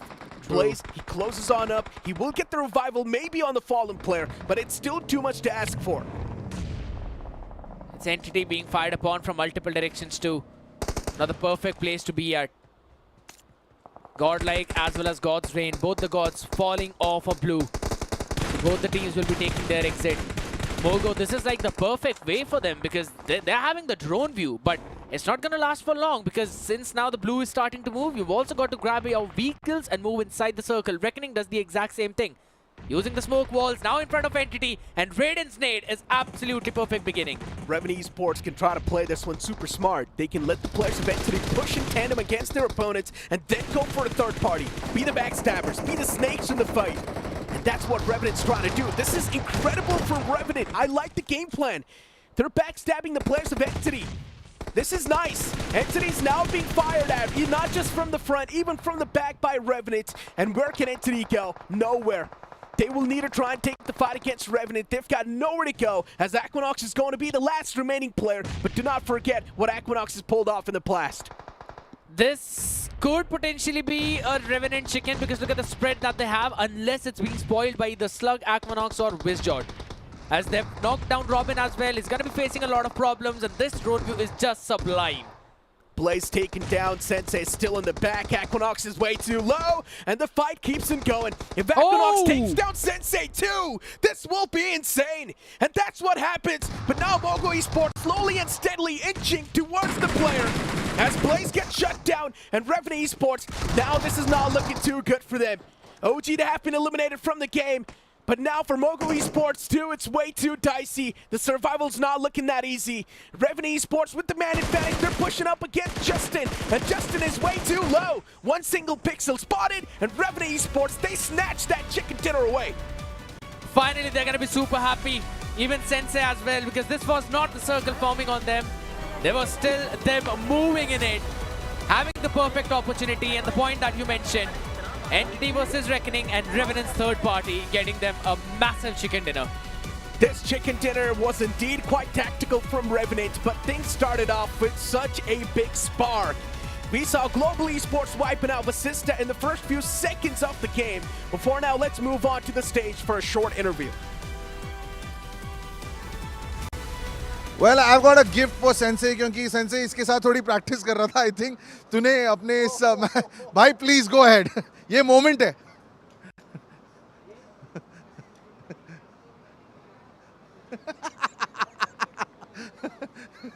All right, listen. Revenant picking up the first chicken dinner.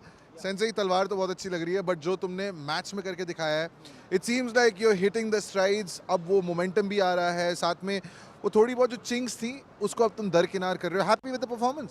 नहीं, honestly अभी उन्हें खुश नहीं. अभी हमें बहुत कुछ करना है और सिर्फ एक दो चिकन लेकर हम उतने खुश नहीं होंगे. भूखे हैं और चिकन लेंगे. भाई ये जो भूख की बात की है, सबसे बड़ी जो भूख है जिसके लिए आपकी एक दावत जो है वो इंतज़ार कर रही है, इस 4 टीमें टॉप 4 में जा सकती हैं और वो फाइनल में डायरेक्ट क्वालिफाई कर सकती हैं. क्या नज़रें उस टॉप 4 स्पॉट पे? जी हाँ, बिल्कुल है और उसके पीछे हमारी स्ट्रेटजी भी है. हम स्टार्टिंग में टॉप 4 में नहीं आना चाहते. हम नहीं चाहते कि सारे टीम्स की नज़र हम पे रहे और हमें हंट करने आए. जाएंगे लेकिन लेट जाएंगे और तब जाएंगे जब कोई कुछ नहीं कर पाएगा. ये तलवार ना आज पूरे दिन यहीं पे आसपास रही है, लेकिन इसको आके उठा के खेलने वाले कुछ ही लोग रहे हैं, तो हमें एक बहुत अग्रेसिव सेंसे दिख रहा है। ये सिर्फ ऑफ द मैप है या ऑन द मैप भी है? नहीं, सिर्फ ऑन द मैप है, और जितने की व्यूअर्स है जो जानते हैं, मैं मतलब रियल लाइफ में बहुत फन बंदा हूँ और मतलब गेम में ही गुस्सा आता है मुझे। Congratulations brother. Congratulations to Revenant who have picked up the chicken dinner. लेकिन अभी के लिए एक छोटा सा ब्रेक, जल्द वापस लौटेंगे।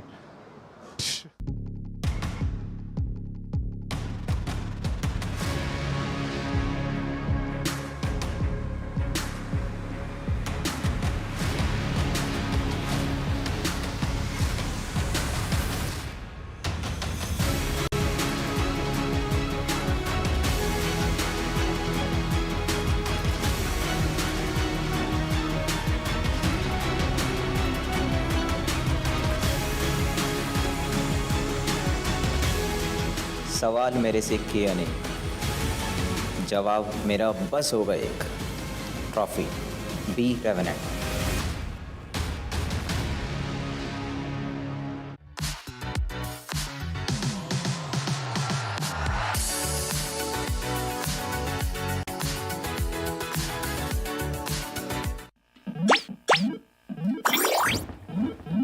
Red Bull gives you wings. Another day, another road, and we go. Arrive with a win, moving up, we know where to begin. Wicked on the wheels, get wicked on the wheels. Arrive we go. Wicked on the wheels, get wicked on the wheels. Another day, another road, and we go.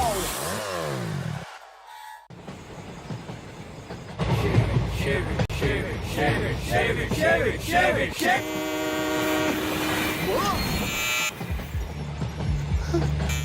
What's the worst that could happen? What's the best that could happen?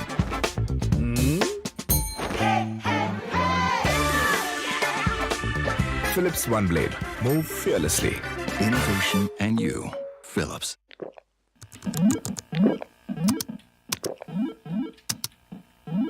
Red Bull gives you wings. そんな場所だ。全部壊してみっか。俺は塔のてっぺんに登るんだ。Time to test the waters. Tell me how you wanna leave. Now you hear me roll like roar in my beastly mode. Now, wow. Wicked unleashed. That's wicked. All the cuts and the curves. So wicked. Take what you deserve. It's wicked. TBS Raider. Unleash your wicked.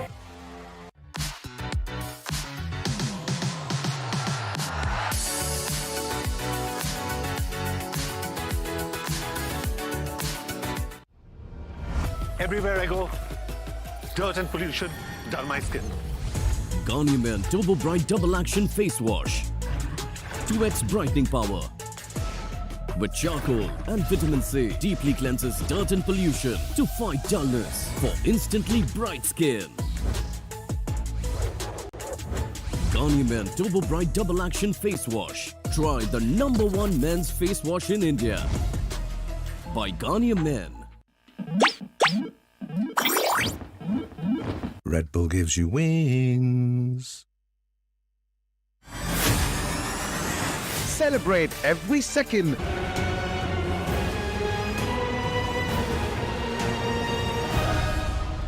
One thing is for sure, Revenant played that final moment with brilliance. They had a 2-2 split for themselves, and Sensei knows whichever team has the most amount of zone control in the final few moments, they are out to win the entire game. And that's what happened. Revenant going for 2-2 split, waiting for a team like Entity to take a fight against the foes, and then they made a pinch scenario against Entity, where even Entity could not even stand a chance. But before we move on with the post-game segment, got a little bit of a sponsor call out to make, and that's going to be Crunchyroll, which is the India's largest anime library with over 800 plus shows. And not just that, you can watch those shows in your preferred languages. Watch now for only 79 rupees per person. I mean, a man sitting right next to me knows the value of that entire call out. I always love whenever it's the Crunchyroll call out because I know I'm a big anime geek out there. But again, the man who had a big impact in the previous game was Flock. 5 finishes coming in already with over 50% team fight participation. Absolutely phenomenal. But again, another team that really did good was, of course, Team Entity 2. They ended up in the top 5 at least. Hands down. I mean, Somraj is there as the best companion. You've got Flock once again as the finisher. For Revenue Esports, they like to go slow and methodical, and that's what they exactly did. As I mentioned, all it takes is the most amount of zone control in the final few moments, and Revenue Esports, considering they knew that they have preserved all the 4 players, they might as well try to go for the fights and try to go for the control, and that's what they did. Be the alpha in the final few moments. But I think Godlike as well try to pull off something similar. They went for the northern rotation where they thought if they do get the highest point in their hand, then maybe things can be better, but they did not plan properly for the fight against Mogo. Yeah, that's the whole point about it. They were just not ready for it. And even in the highlights, though, we're going to see that early fight where God's Reign turned into the anime protagonist that we always talk about. Seems like they also have got the Crunchyroll subscription. I mean, I wanted to see that come fly with me moment from God's Reign. The vehicle in the air, the players just taking shots underneath against WSP. That was indeed one hell of a moment. I believe I can fly. That one. I know I'm not a good singer, but again, some people with some good amount of spray, definitely from the members of Mogo, stopping out the entirety of Godlike, not letting them move forward. And yes, I guess the lack of, you could also say, patience and the entry was a big problem. Listen, we know what exactly happened in the final few moments, so there's no point in touching onto that. But did you understand when I said come fly with me moment? No, absolutely not. The old GTA Vice City fans are now going to be super triggered. But you know what? I'm going to ignore that and move on because Revenue Esports' chicken dinner was indeed quite flawless, and you really got to give it to the man himself, Sensei. But I'm still waiting for Revenue Esports to start taking advantage of the bounty system and also start taking advantage of the power play. Yes, absolutely. But again, it just seems to be the case that at least now since they've got this chicken dinner, they've got some kind of momentum in their hand, right? Because they were only playing this one game today. So them securing those 19 points was super important too. Not a lot of those teams getting a lot of points out there. Just some bounties being handed left, right and center. That's why we also see God's Reign having those 10 points. That was the early eliminations coming in for their side. I think so there was only one bounty that was secured. That was by Carpedium over Team Tamilas. Because again, that was the fight they went in forward to take. But One Blade, Vasishta Esports, Team Forever, Team Tamilas, WSB, Soul. So many problems out there down the leaderboard. I mean, when you're in the top 4, you cannot afford to have any of these loose games. And Team Tamilas, they just got 1 single point in that previous game. That means probably in the overall standings, there's a high chance their position is going to be compromised by someone else. And probably it's going to be Global Esports because they had a banger of a game previously. And not just that, I mean, talk about making things a bit more easier. The tap and pay on your Android device, this is another thing that can make your life so much more easy.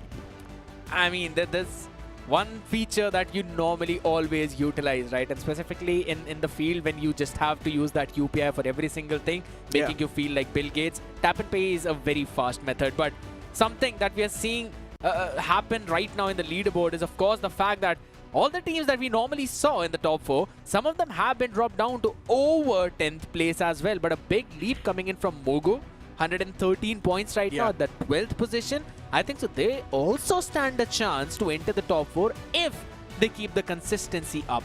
All of that is fine, but what just happened to IQ Soul? The consistency has dropped drastically. We mentioned this, right? Recently, IQ Soul's not able to find a lot of the points in the game. For IQ Soul, the previous game could have been much better, but for some reason, they were not the one to come out on top. But now it's time to move on to the map of Sanok, where things will be spiced up even more. Off the bat, I want to see a lot of fights. It's the map of Sanok again. The jungle area. We probably are going to see the exact same boot camp the last time we I mean, listen, for some teams, Sanok comes in with a lot of happy moments. But for some teams, they're just disappointed to play the map of Sanok. They do not love to face each other off on the map of Sanok, especially in BGMS. I know. I really love to see that happen. Those early fights is what I really wait to see. I really thrive to see. Mogo is not going to be there, so we already know that that thing is a different thing. But most of the teams are definitely going to move fearlessly in through this entire map, just like the Philips One Blade. Exactly. And the map of Sanok, you need to move fearlessly, because if you're not going to do so, you can be stung by a snake anytime. So you need to be quick. And if you're not doing so, well, then you will be taken down by someone just lying prone on the ground. Before now, it's time for us to toss to a short break.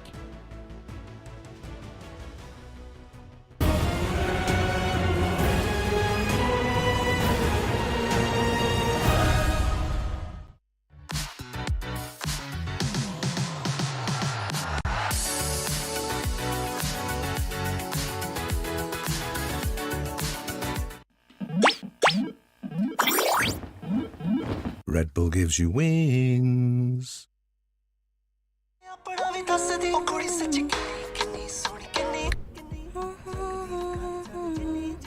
Wow.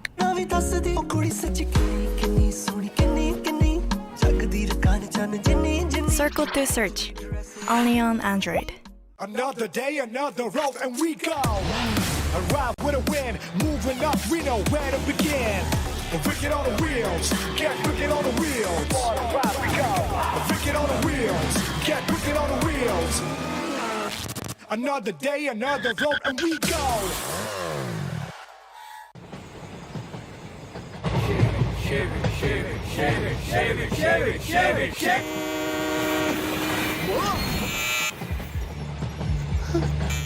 What's the worst that could happen? What's the best that could happen?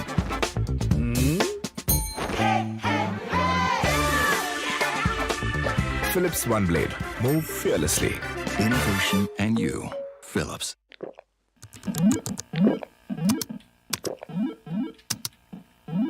Red Bull gives you wings.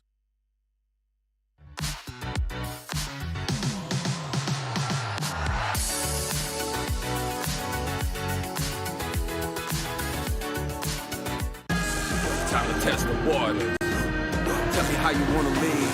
Now you hear me roll like roar in my beastly mode. Now, wow. Wicked unleashed. That's wicked. All the cuts and the curves. So wicked. Take what you deserve. It's wicked. TVS Raider. Unleash your wicked.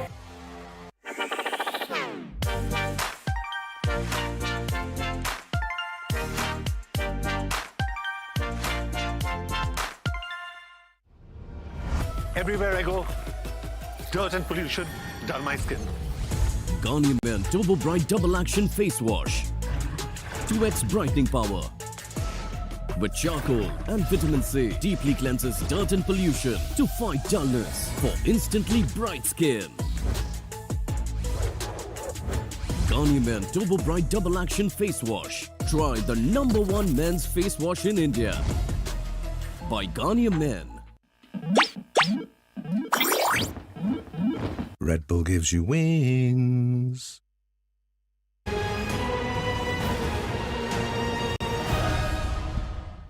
This game of Sanok might just bring in a lot of surprises, but it can also bring in some shiny moments for a few teams that likes to start things off on the aggressive moment. And talk about the shiny moments for you guys, the audience that's currently watching from their home.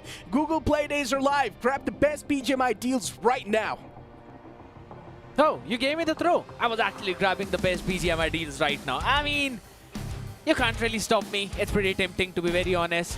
But hey, you know what? The deals are so good, I'm gonna gift it to you, man. It's fine. I got you, bro. Let's go. That's like my bro out there. I wish I could also gift a few points to some of the teams who are doing pretty bad in that leaderboard, because you really want to see all of those shiny players move up and show us what they've really got. Hey, listen, man. Yeah. If those players are really shiny, they will move up by themselves. Indeed. That's what they're here to prove, right? Indeed. They're here to prove that they're some of the best teams that the Indian region has ever seen. And you talk about some of the best teams, one of those godlike in front of our screen. So far, they're not been able to prove themselves that well, but I'm not sure what the storyline holds for them. If in the future they're not able to prove themselves, then one thing is for sure, that tag might just be taken away from them. Highly possible. You need to show that godly performance if you want to remain the gods of the BGMI scene. But honestly, a new team is starting to research.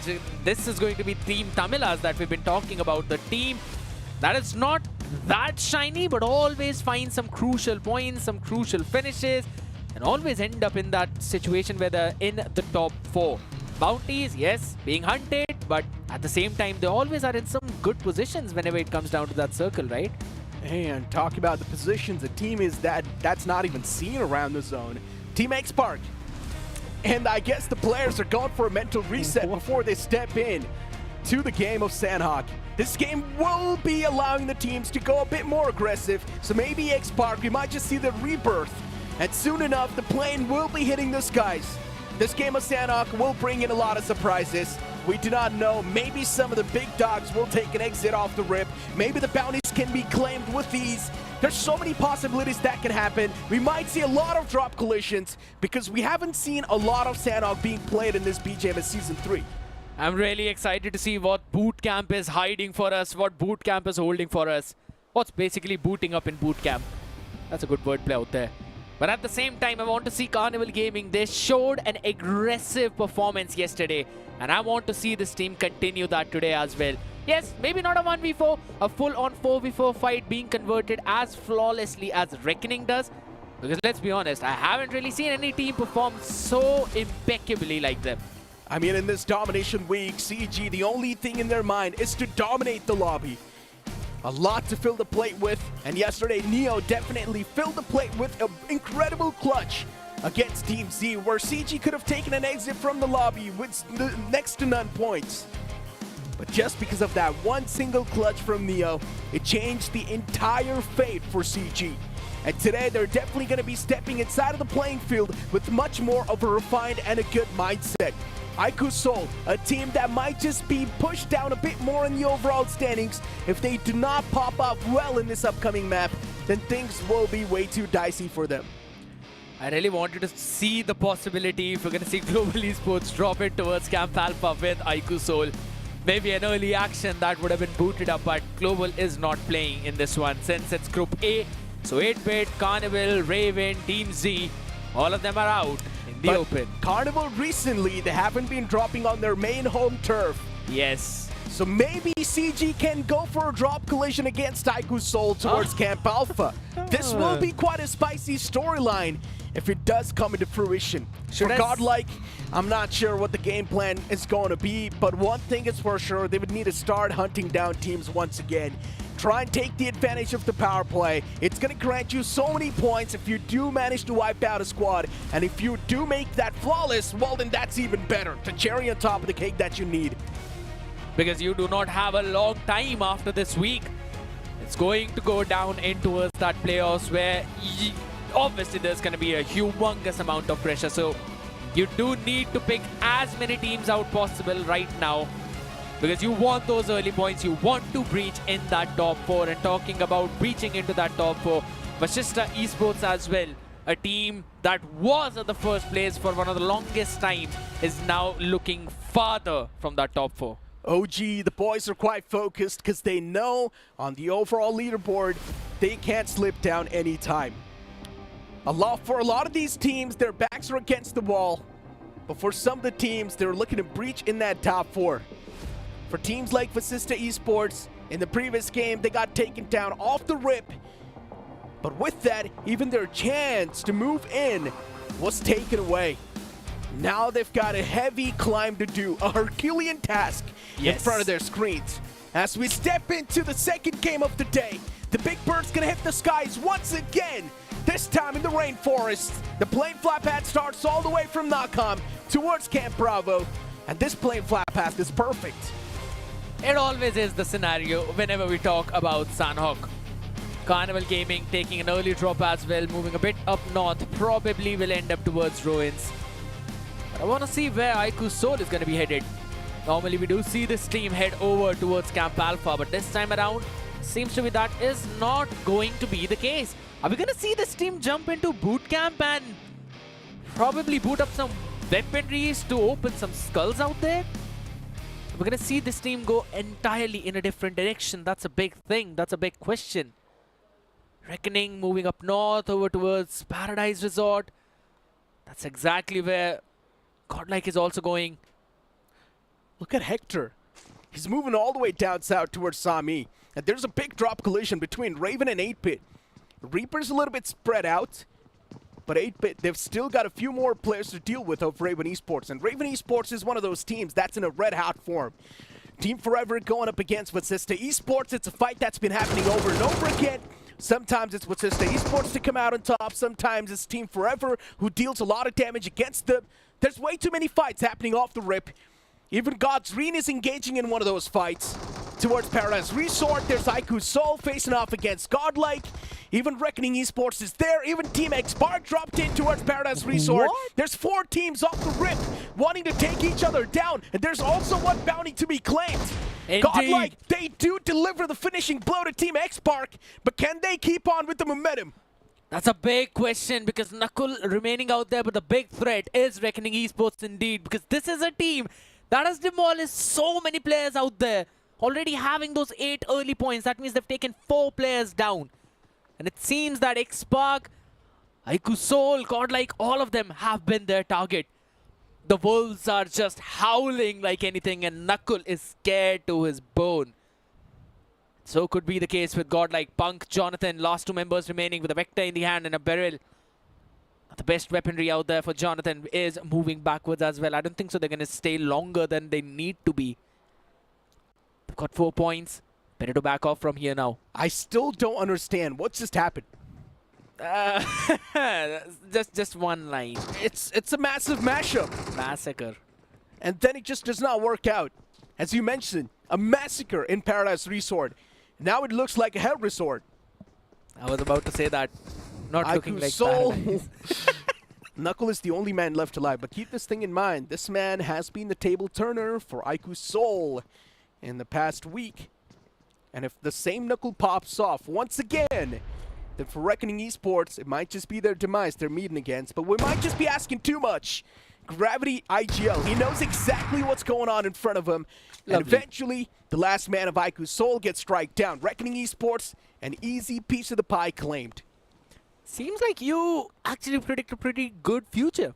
You mentioned that we might possibly see Aiku Soul move down a bit. And guess what? They've been eliminated with just 2 points. Godlike, if they grab a few, they might be able to overtake them. But Vachesta Esports up against the members of Team Forever. Both the teams looking for the form. One on 9th, the other on 16th. The stalemate, it just keeps on increasing. But my question is, what just happened to the fight between 8-Bit and Raven?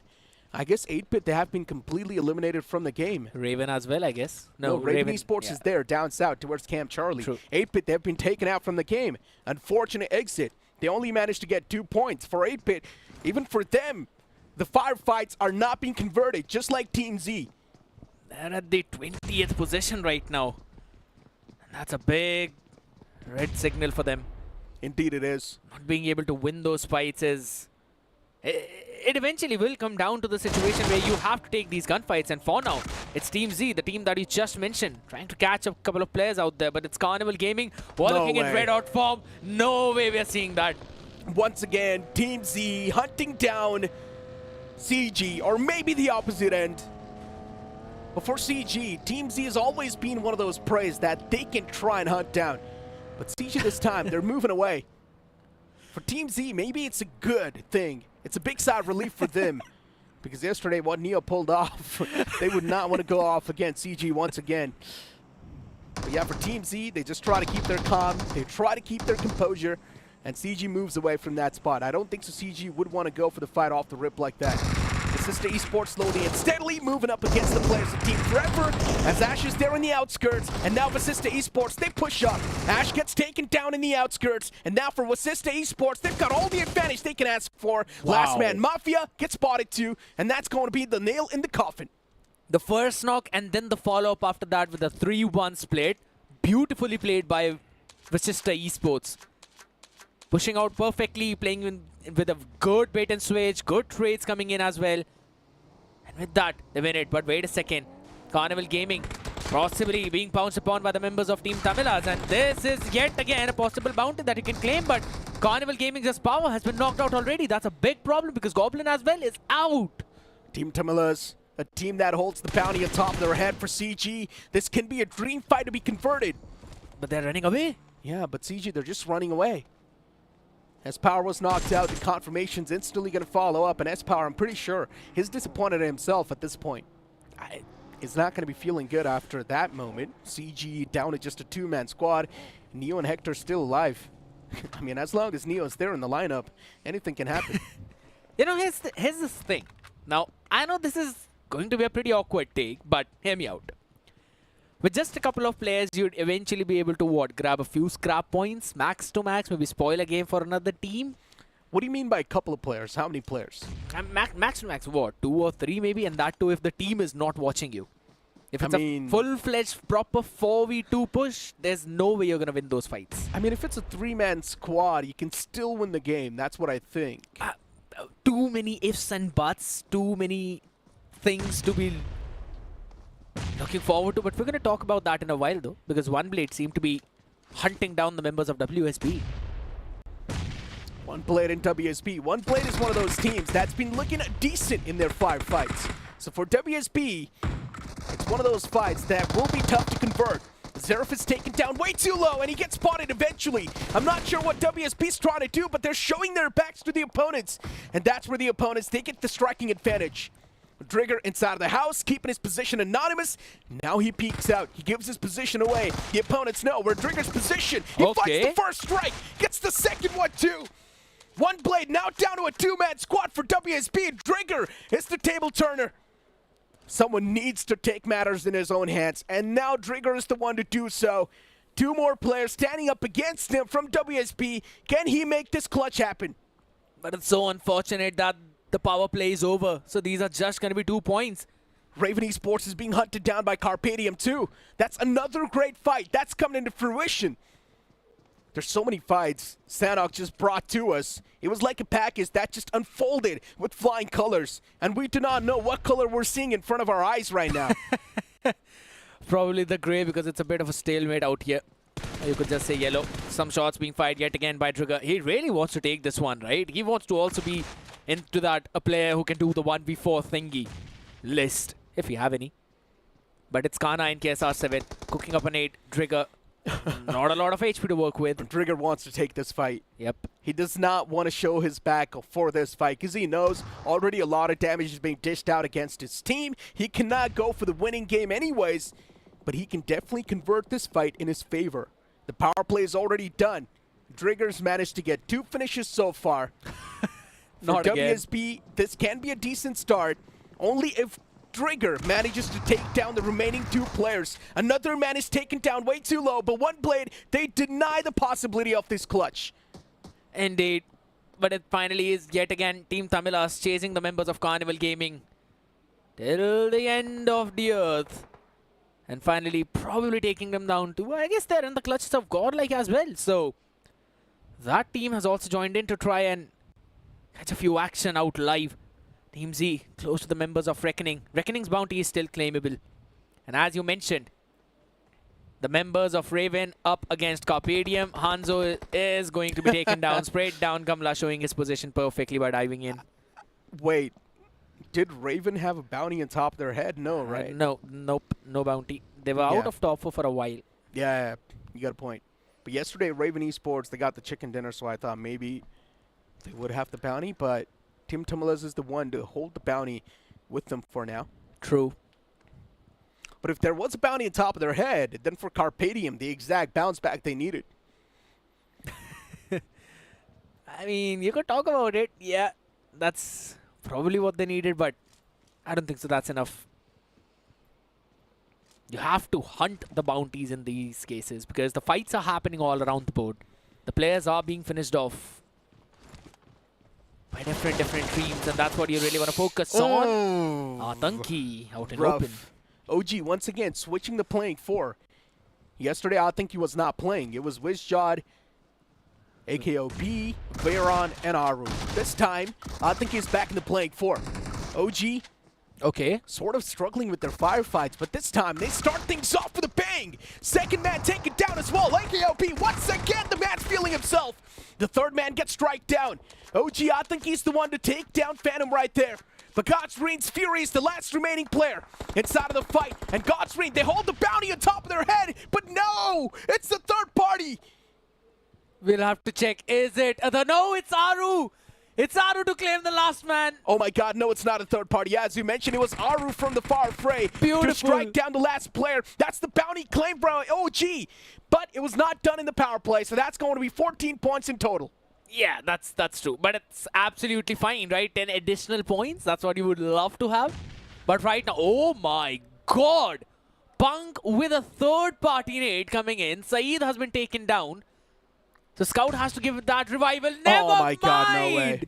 Obviously, it's going to be Jonathan with his nades. Team Z once again struggling in their fights, completely lost, do not know what to do. And within an instance, they have been eliminated from the game by Godlike. What just happened? Team Z started things off with the advantage. And now within an instance, the entire team's been eliminated from the game. Yeah, I mean, it's fine. You're not able to convert the 4v4 fights, but if you do not even stand a chance in those 4v4 fights, then that's a big concern. And Team Z, that fight was taken in quite a weird manner where Team Z had no clue where the opponents are positioned. Just some free points for the members of Godlike. That's what I'll say. And they pounced on it perfectly. Even Godlike has got 6 finishes and Punk has 4. Man is playing out of his mind. He's just searching so many players left, right and center. He's pouncing onto those good opportunities. But talking about opportunity, right? There's another chance for the members of OG to try and take another bounty, as there's reckoning right now in Paradise Resort.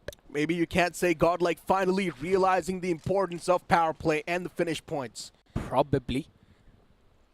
This is what they needed. I mean, just look at it. 8 points off the rip like that. That's one of the best starts Godlike has had. Yes. I mean, compare this start to the previous start of Miramar. Miles apart. Exactly my point. I mean, they did not even have 8 points or maybe 8 finish points till the end of the Miramar game. So, true. Yeah, I mean, this is one of the best starts Godlike can ask for. And now they just need to keep on moving up with the same momentum, as I mentioned. You know what?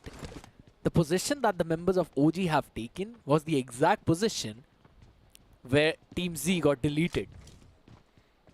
Because Godlike came in for a third party from behind. Reckoning Esports is still in that same spot. It's crazy. Since the starting minute. Yeah.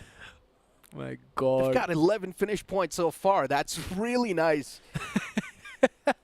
And now OG in the front lines, and Immortal knows exactly where the players of OG are. Aru's position is compromised. He's peeking out slowly and steadily from the shot.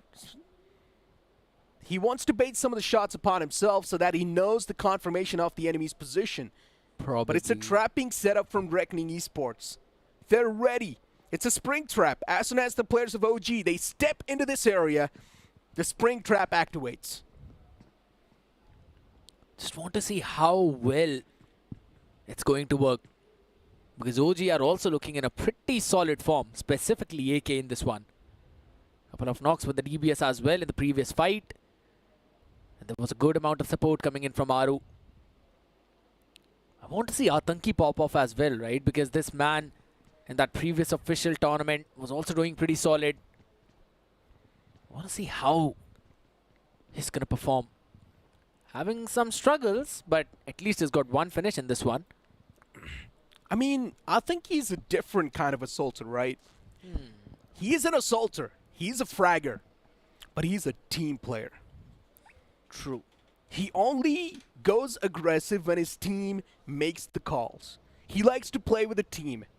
He can also play back sometimes if his team needs so. So I think he's quite a flexible player. He can also go aggressive. He can also play passive. And that's why sometimes he's not the one with the flashy plays. But he does add on a lot of firepower to OG. Reckoning Esports at the top. And what a nade that was from Atanki. This is exactly what I'm talking about. The player's so clinical. Hunter shut down. And now Viper is slowly and steadily moving towards the players of OG. The trap has been reversed against Reckoning Esports. There's another man at the top. And Viper's position is still left uncompromised. Immortal needs to do something. Stop this entire push from OG coming through. Another nade comes as well, and that's going to re-knock the player who was revived, and it also knocks Hunters in return. But mind it again, just a couple of more players remaining for Reckoning. And FNK, oh, Immortal, is he spotted? Yes, he is known. Yeah, he's known. Yeah, he can now be finished off as well. That cosmetic has been spotted, and yeah, won't be taken down. He does not stand a chance. OG, the patience, they pay off, but Reckoning Esports, they make a big rookie mistake. They should have waited a bit more and waited for the players of OG to step in their own trap. Instead, Reckoning Esports' one player started to make a lot of noise on top, and a nade came in from Atangi. That found the opener, and then it was a domino effect. Ah, Mr. That's Gravity IGL was actually running away now, trying to deny that bounty. And OG, they've got absolutely no clue where this last player is. And they're now going to prioritize the circle itself because it has formed over up north as most of the teams are already in there. So you want to occupy some of the good positionings, but good denial from Gravity IGL is what I'll say. But as you mentioned, just an early bit of movement coming in on top. That's what gave that position away, and the Apes will capitalize on that. It's the map of Sanok after all. They like to play on this one. Carpadium, all 4 players sort of spread out towards the right side of the map. It's good, right? It's really good. I mean, look at the amount of territory the boys are controlling, right? You see the left side of the map and the southern side. There's multiple teams, but on the right side, there's just Carpadium. It's like the Alpha Wolves that no one else want to face off against. The road is kind of dividing the circle perfectly in half. In one half, there's Carpadium, and then the other half, all the other teams. Yeah, I mean, Vasista Esports too, they've got a 1/4 in their hand. True. So even they're controlling a lot of that tempo. Gravity IGL is slowly and steadily looking to squeeze himself in that 1/4, but he does not know that he will be pincered as Vasista Esports. Apollo gets knocked out, and Gravity's the man to do so. So that's 1 extra point added to the tally. For Reckoning Esports, they've already dished out a lot of damage to the lobby. They can't afford to take an exit from this game anytime. It's just a few extra cherries on top of the cake that they've made. And as you mentioned, they can just take an exit whenever they want. In the meantime, they've gotten 12 points so far, so true. It's still counting. And also, some position points will be awarded to the team right now. Only 7 teams remaining in total. Team Tamalas, even they're still in the race. They're taken down with a 3-man squad, so I guess the bounty's not claimable anymore. But they can still be the damage dealers. And now for Carpadium, look at the zone. It shifts in their court so much. They're controlling the entire pace of the game. True. I kind of wanted OG to chase and find the positions of Gravity, because again, you get a chicken dinner, you get 10 points. You find Gravity, finish him off, you get additional 10 points. I think so that would have been a bit more better, but on the other side of the spectrum though, since as you mentioned, the circle shifted up north, now it's Carpadium controlling over 55% of the circle. Jonathan firing a few shots, will finally be taken down as well. He was out in the open, knocked out by Playzone, so no one's going to be catching that 1 point. Vasista Esports with a 3-man squad still can't be dominant. Gravity IGL position is compromised, and yeah, it's the firing squad that he needs to face off against. And the Wrath is undealable. And now Vasista Esports' players, they're in quite a critical condition. Godlike's Punk on the opposite side of this compound wall, while KSR, he's inside of the shack. Does he have any throwables? That's the question. Does he know that Punk is right there? That's another question. But I'm pretty sure he knows that Punk is right around the corner. Now Punk pulls out the shotgun. He gets the striking advantage. Lands the first bullet, but it does not do a lot of damage. So KSR7 now is well aware of Punk's scenario. And now it's a proper 1v1 situation. But beautiful play coming in from Punk as he shoots his toes. And now KSR7 is way too low. All it takes is one single shot. KSR, he tried to pull off some brilliant moves, but it just did not work out. And now look at OG. They're here to third party, but do they just know it's one player from Godlike? Punk goes for the reload. He gets the reload in the hand, but he's not going to get any knockouts secured. That's a big problem for OG now. Atanki, he can give the revive, that is true. But Visjord is also down on his knees. They found some amazing finishes. Aru is not even there, so they're just down to last 1 man remaining. The blue is also going to start move. The only good thing for them is, in fact, that blue is moving slowly on their side. But they've got such an open ground now. Vasista Esports being pounced upon. This nade should get that damage. The Secret is down on his knees. I mean, Carpadium, they've got so many utilities in their arsenal. They can keep on tossing those nades for entire days. And now Vasista Esports' players slowly and steadily crumbling down against the wrath of the opponents. Another nade sails in, and that's going to write the demise of Vasista Esports in this game. They take an exit on the third spot, but now it's going to be Carpedium facing off against Team Tumulus in a 3-on-3 fashion. 50-50 for the prediction. This is the best thing you could ask for, but the circle shifts on Carpedium. Now it's 70-30. Team Tumulus, as long as they do not get the control of the zone in their hand, it will be in the favor of Carpedium. But the boys are slowly and steadily moving up, and now the odds are stacked with the players of Carpedium. It's another done. nade sails in, it gets another knockout. Yeah, return knock was there on Max Payne, but is that really going to matter when you've got the man advantage? And just like that, the final spray down, it's going to confirm the chicken dinner in the hands of Carpedium. We had a lot of question marks because Carpedium was not able to find any sort of a single success, but finally they do in this map of Sanok. It comes in with a delivery of life for Carpedium. Playing phenomenally, controlling most of the circle out there for the last two stages. And even though in one situation it shifted against them, they bounced on the members of Vasista Esports and finished them off. Beautifully played by Carpedium boys, but I'm also going to bring the attention back to the members of Orangutan, claiming a bounty, also almost eliminating Reckoning Esports, grabbing some crucial 9 finish points. It has been a pretty good game for them too. Indeed, it has been a fantastic day, even inside of Para's Resort. I mean, it looked like hell Resort. There was Aiko Soul, Godlike, Reckoning Esports. There was another team right in the center between them. Then Team Z came into play. Even Team Z got shut down. So many factors that were there. We also saw Team Forever face off against Vasista Esports in boot camp. This previous game of Sanok definitely brought up the heat. And one thing is for sure, it amped up the entire heat too. Let's move on to the stage for a short interview. भाई दिन का दूसरा map सैनॉक और वहाँ पे copy team ने अपना निकाला है चिकन डिनर। पुकार लास्ट में जो हमने देखा ज़रा उसकी बात कर लेते हैं। एक तरफ टीम तमिलस, एक तरफ तुम नेट पे नेट चल रहे थे at any given point of time. क्या कुछ नर्वी मोमेंट्स थे? जोन पूरा एडवांटेज हम लोगों पे था, क्लियरली हमारा चिकन डिनर था, तो इसमें वो तो कोई पॉइंट ही नहीं था कि टीटी ये मैच कहीं से भी जीत सकती है, तो ये मैच तो हमारा ही था। हमने जब आज दिन की शुरुआत की थी, आपकी टीम जो है इट्स अमंग्स दोस टीम्स जो नंबर 5 से लेकर नंबर 10 स्पॉट पे हैं। 4 टीमें जो हैं फाइनल में जाने वाली हैं। कुछ टीम्स के आईजीएल जो हैं वो चाहते हैं कि नहीं यार, हम लोग डायरेक्ट क्वालिफाई नहीं करना चाहते। Some of them think differently. क्या आपको पता था कि आज चिकन डिनर निकालेंगे? And are you looking at the number 4 spot? देखो, मैं एकदम क्लियरली बोलूँगा, आज हम लोग बात करके आए थे कि आज हम एक मैच जीतने वाले हैं और एक बाउंटी भी लेने वाले हैं। तो हमने बाउंटी भी लिया आज एक, और एक चिकन भी लिया। जो हमारे उससे स्कोरबोर्ड सब मिसिंग था वो दोनों हमने आज कंप्लीट कर दिए।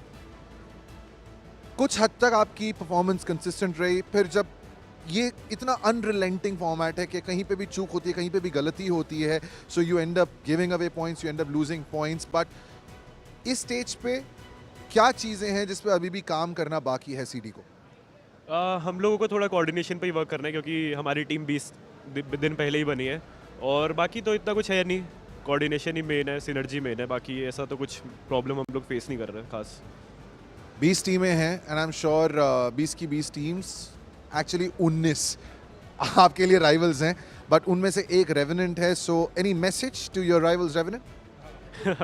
रेवेनेंट को क्या ही मैसेज दूं मैं? अभी वो लोग खेल रहे हैं सेफली, चिकन निकाल रहे हैं, किल्स उनके आ रहे हैं जैसे भी आ रहे हैं, पर अच्छा खेल रहे हैं वो लोग, चिकन्स तो निकाल रहे हैं, अच्छा खेल रहे हैं। और एंटिटी के लिए भी एंटिटी मतलब इतना अच्छा नहीं कर पा रही है अभी। उनका हो गया 1-2 मैचेस में उनका लक चल गया, पर एंटिटी को थोड़ा इंप्रूव करने की ज़रूरत है। हाँ, बहुत टीचर लाइक एक बात बोली है एंटिटी के लिए, बट सेंसे को एक कॉल आउट जो आ चुका है। लेकिन ये चिकन डिनर ऑन सैनहॉक जाता है कापीटीएम को। थोड़ा सा ब्रेक, वापस लौटेंगे।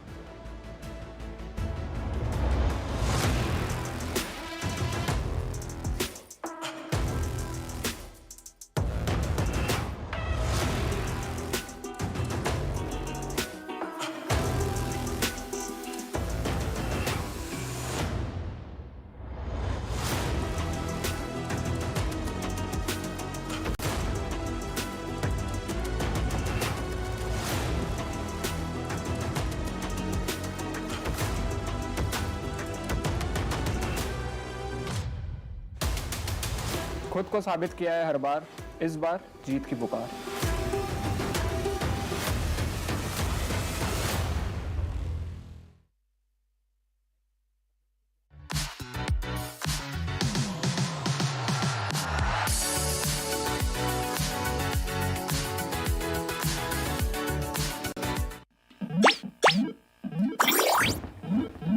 Red Bull gives you wings. Another day, another road, and we go. Arrive with a win, moving up, we know where to begin. Wicked on the wheels, get wicked on the wheels. Arrive we go. Wicked on the wheels, get wicked on the wheels. Another day, another road, and we go. Share it, share it, share it, share it, share it, share it, share it.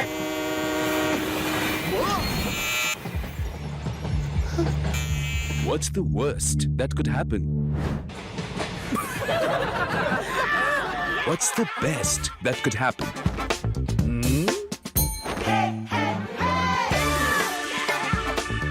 Philips One Blade. Move fearlessly. Innovation and you. Philips.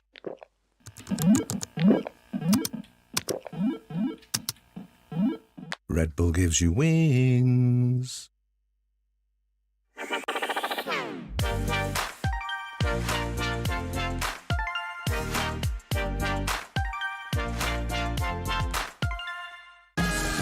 to test the waters. Tell me how you wanna leave.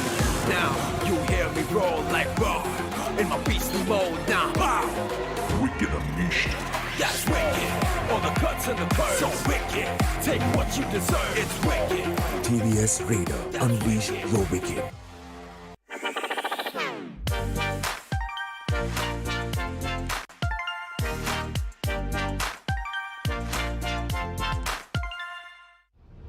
Everywhere I go, dirt and pollution dull my skin. Garnier Men Turbo Bright Double Action Face Wash with charcoal and vitamin C deeply cleanses dirt and pollution for instantly bright skin. Try the #1 men's face wash in India. Garnier Men Turbo Bright Double Action Face Wash by Garnier Men.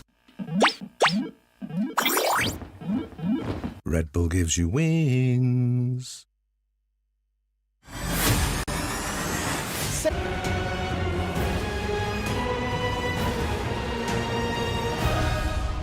I mean, as Pucar mentioned, the chicken dinner was written in their luck, and that's what exactly happened. The circle was forming right on top of them over and over again, and it feels like even the players, they had the game face on, right, with the Garnier Men's face wash. Indeed, and that's probably what gave Carpedium the buff to win out that chicken dinner as well. They mentioned they wanted a bounty, they wanted a chicken. They've got both of them, I guess. I still have to check if they actually got the bounty on the hand of Team Tamilas, because the last I saw was a 50-50 prediction with 3 members of Team Tamilas remaining and 3 members of Carpedium. I mean, I think so. They probably eliminated 1 man from the side of Team Tamilas off the rip, and then later on they managed to take down the remaining 3 players of Team Tamilas. Probably. So that's probably the case. But for Carpedium, one thing is for sure, they got the chicken dinner, and this is something we all are waiting for. If they have claimed the bounty as well, then that's going to be additional 10 points at the top. For Carpedium, it's a date with destiny. Before some of the teams that got taken down off the rip, for Team Forever, once again, the woes keep on continue. For Team Z, they're not able to recover from that setback clearly. And it's not just both of these teams, it's also Aiku Soul as well, who dropped in way too early towards Paradise, and Team X-Bug, which was the last team that dropped into that Paradise, which we missed out as well. It was Soul, Godlike, X-Bug and Reckoning Esports, where Reckoning came out on top. So yes, a lot of these teams struggling for the entire you could say comfort, or also the scenario where they want those points, they're trying to take the fights, but they're just not winning those fights. We also saw Raven Esports get hunted down, right? Yes. Even CG, they were on the hunt off the rip. They went towards the opposite side. They were taking quite a long rotation. For a moment, we thought that CG might just face off against Team Z, but then Team Z, they went towards Paradise Resort. Now, I don't understand what the game plan was for Team Z there, because when you're an outsider moving inside of Paradise Resort, when you do not know what exactly is going on in that vicinity, I'm not gonna lie, for a mid-game fight, that's a pretty bad place.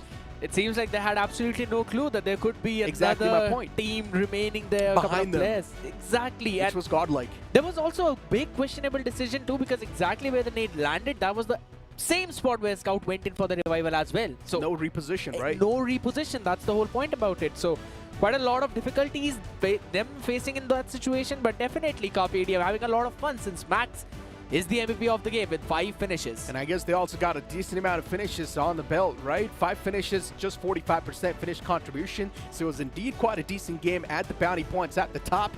Even better, there's icing atop of the cake that's needed. Best companion, it's going to be Atanki. And trust me when I say this, OG winning against Reckoning Esports, the only reason why they won is because of this one single man, Atanki. If that nade wouldn't have found the knockout, then OG would have fell prey to Reckoning Esports 100%. Yes, that was a perfect trap being laid by Reckoning, but that first knockout was definitely what this team needed. And Orangutan are actually on top with 23 points out there, claiming the bounty as well. Carpe Diem too, not falling that far behind. But wait, they did not claim the bounty. Exactly what I'm saying. What I said was that they did not finish off that last player of Team Tamilas. I mean, when we were tossed to a short break, this was the conversation between me and Shaishanu. We mentioned which team did they take down, which held a bounty on top of their head. Then we discussed maybe Team Tamilas, considering they had 3 players standing in the final few moments and they probably took down 1 player early on. But Carpe Diem, they did not claim the bounty, and exactly what happened.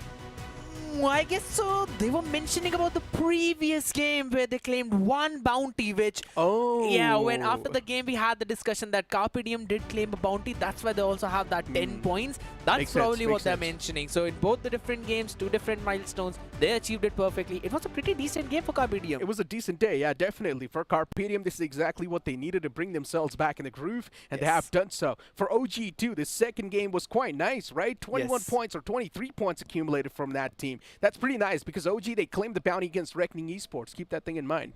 They played it perfectly. Was it Reckoning or was it some other team? That's something we have to check because if I'm not wrong... No, it was Reckoning Esports in Paradise Resort, 100%. Okay, I guess you're going to lose out to that bet because Gravity ran away from the fight and was finished off by Vashishta later on. Yeah, that's the point as well. Then which bounty did that team claim? OG, I mean, they were definitely taking a lot of fights, right? I guess we're going to see that in this history as well because there was definitely 1 bounty. I'm skipping the team that's in my mind. I literally forgot. Was it Global Esports? No, I don't think so. It was Global Esports. There was some other team. We'll have a check on that because, again, the replay is showing us some amazing fights too. Trigger with a crazy moment against One Blade, at least putting a dent onto their lineup. Now remember, I think OG, they got a lot of points in the power play, so that's why they had 23 points in total. But yeah, OG facing off against the players of God's Reign. That's the bounty that they claimed.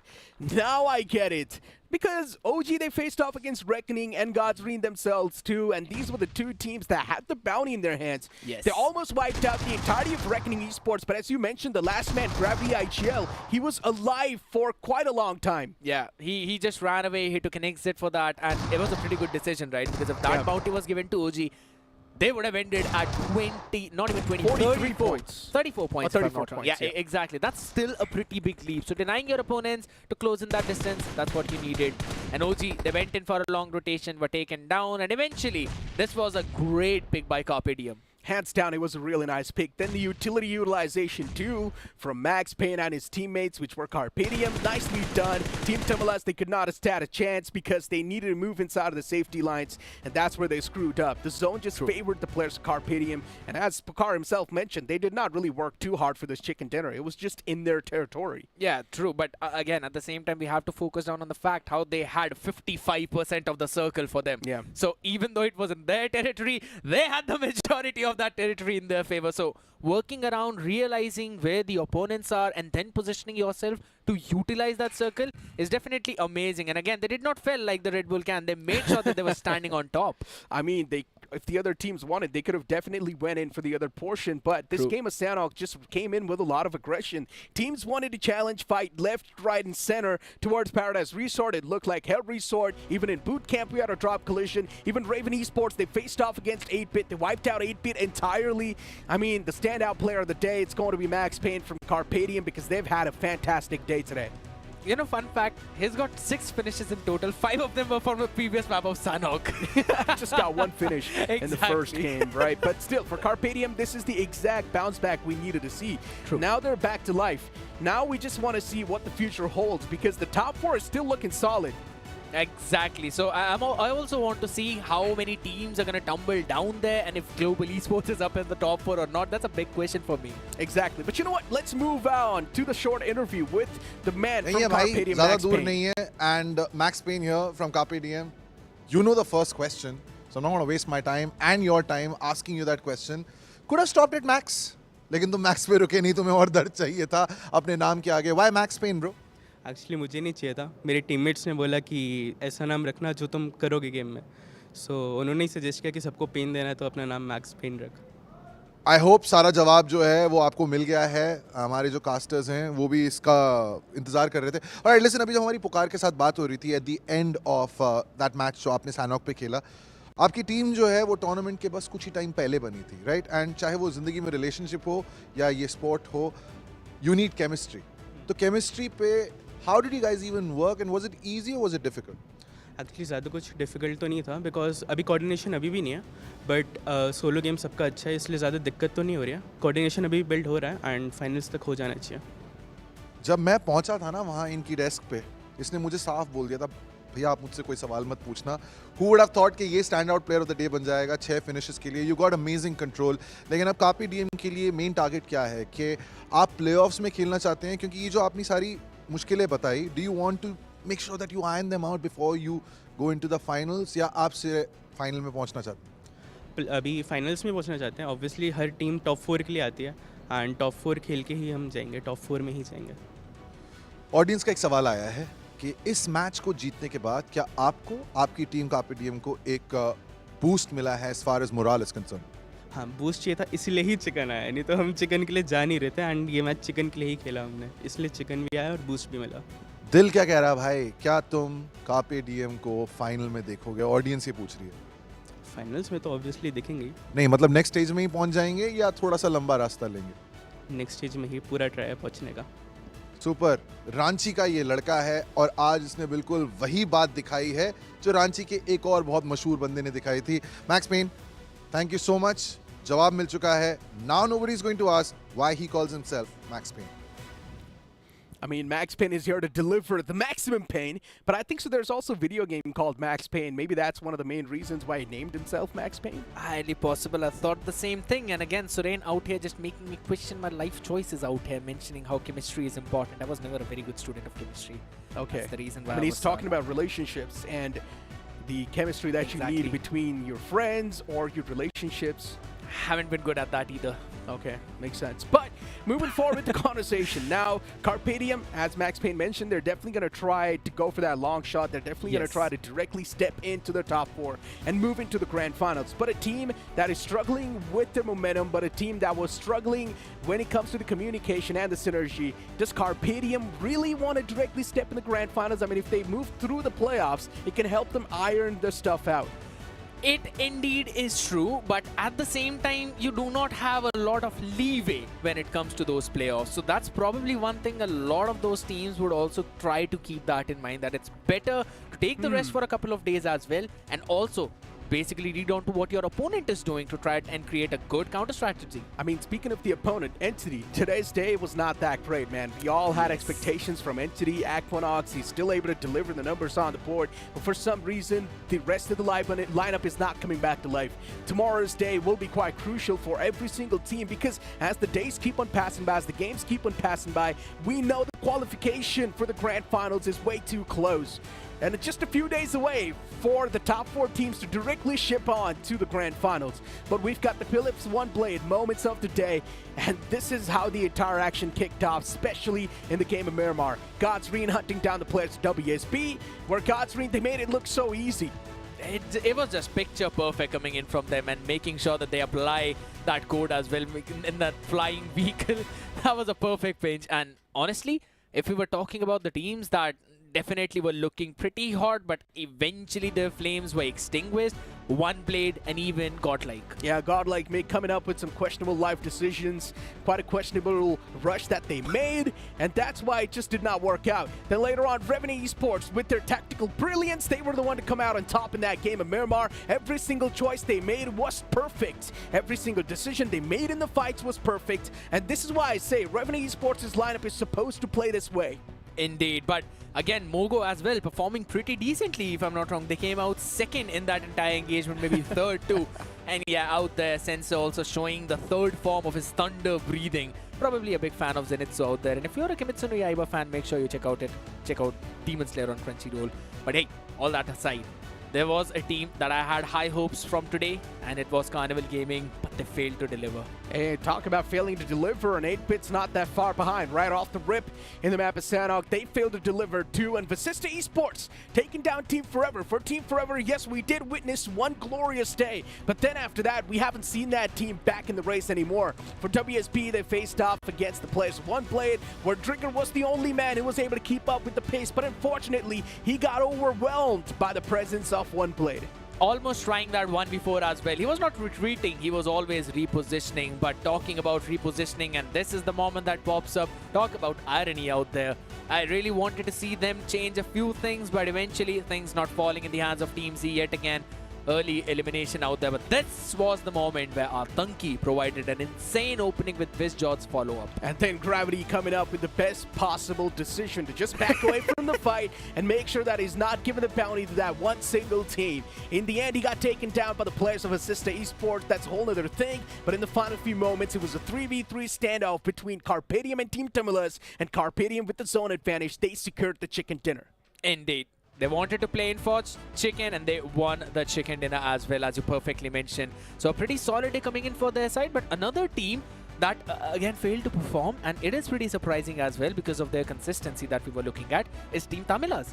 Oh yeah. We were having the discussion right before the pre-show and everything that how Team Tamilas is a team that is not in the limelight, but is still performing really good, always in that top 4, finding their opportunities, and are most of the times dead center in the circle.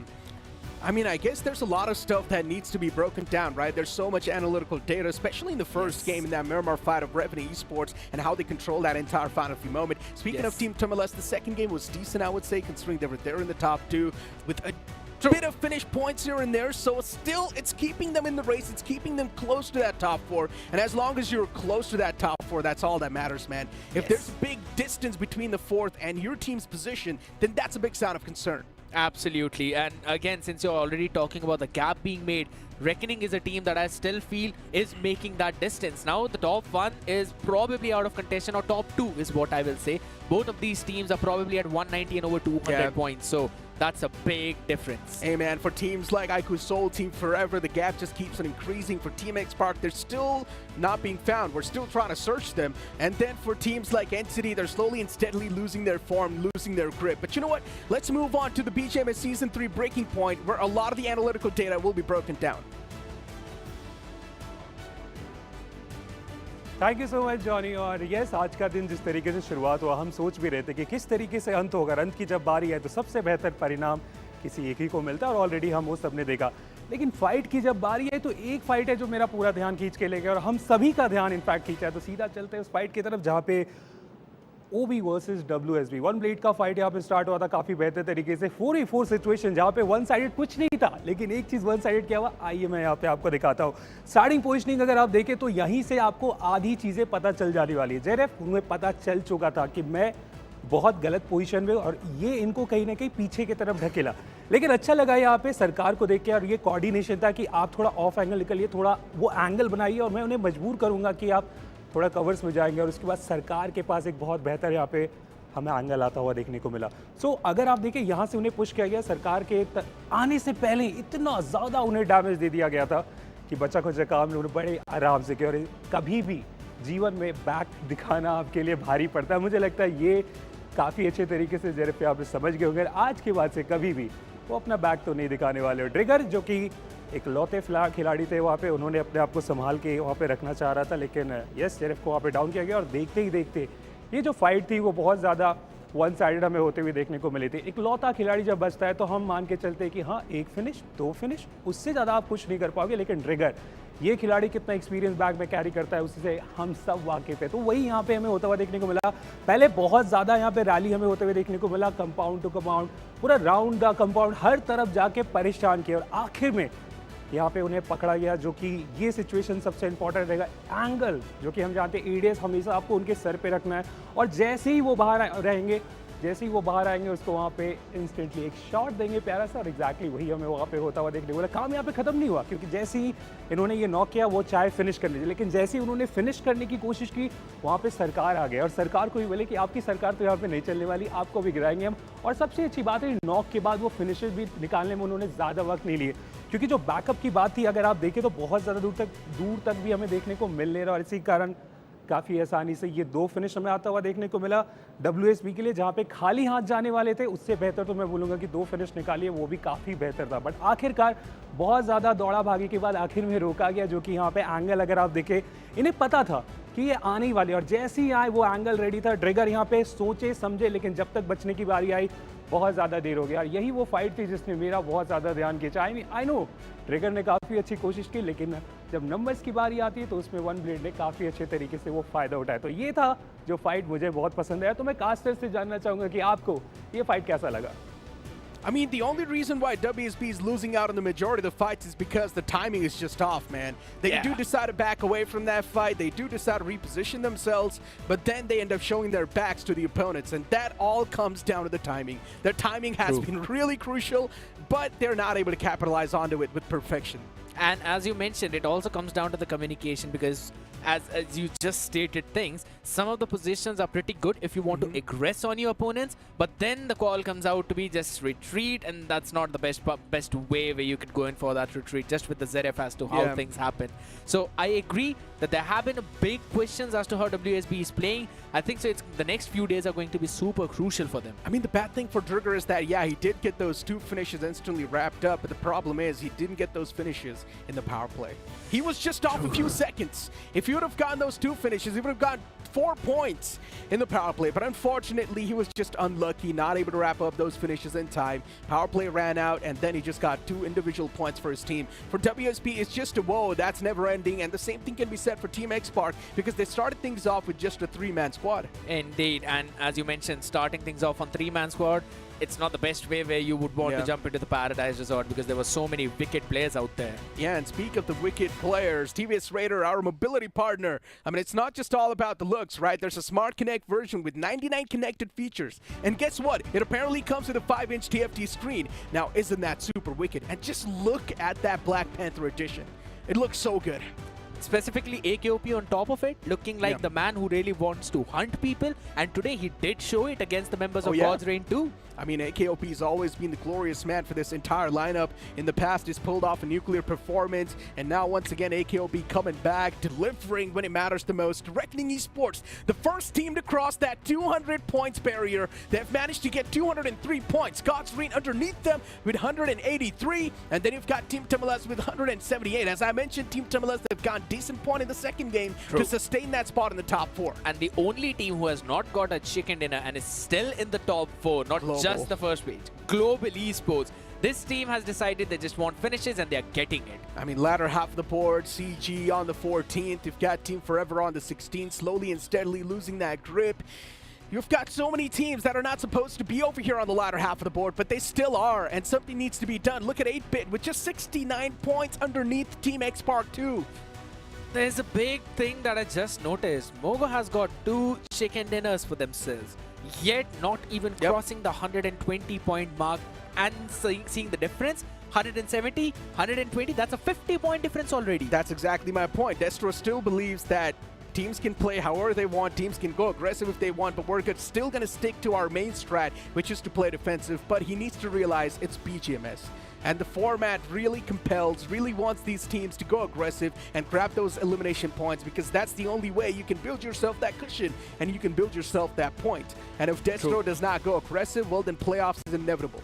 Absolutely. And then even in the playoffs, you would still need to go aggressive, because you do not have a lot of matches. You've got to create some good amount of points. And the point would not be to just leave the bottom 4 and be in the top 12. It is always going to be in the top 8 in order to make sure if there's any mishap happening in 1 or 2 games, you still have a bit of cushioning. And Mogo, it just feels they're not able to create that. And if things go in the similar way, then even for X-Park, I'm also pretty worried for WSB and a lot of those players out there. Hey, most wicked players on the screen. Maxi still at the top. Aim got on the second with 34. Then you've got Hunters with 34 as well. A bit of a tie.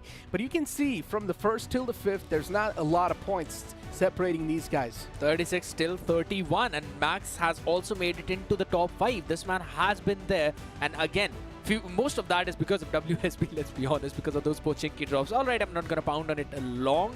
Ninja Boy with 30, we've got Gamla Boy, Fury Alto, and Flock with 29. So the maximum disparity is of 7 finishes. I mean, props to Gamla Boy, man. When back in the day he used to play with Entity, Gamla Boy was one of those players that would not go aggressive at all. But as soon as we switched on forward towards the Carpedium lineup now, look at Gamla Boy. He's so good, he's excelling in the firefights. Absolutely, and making sure that he's giving the value to his team as well. We've got 2 players from Carpedium already in there. We've also got God's Reign as well entering into the mix, and the consistency is showing for these teams. And if Carpedium decides that they want to enter in the top 4, seems like they can definitely do it. Their will is pretty strong. They definitely can't do it. Then you've got a team like Raven Esports, a bit of a slip-up today, but still we know what Raven Esports is capable of. All it takes is one single solid game to once again bring themselves back in that race. But even Global Esports is right around the corner. So that's another one of those teams that you cannot avoid that easily. Absolutely, and this team has been there without any chicken dinner. So I really love the consistency they're pulling in. And if we're talking about consistency, Team Tamilas can never go out of our mind. I mean, slowly and steadily, even Vasista Esports is on that climb too, right? The previous game of Sanok wasn't too bad. Vasista Esports can definitely make that bounce back in the top 4. But that's up to the second day. That's up to the latter half of the days that are still left over. Not a lot of days separating the teams to move on directly to the grand finals. But for now, that's going to be it from me, Necro, and Shaishanu. We'll see you guys tomorrow.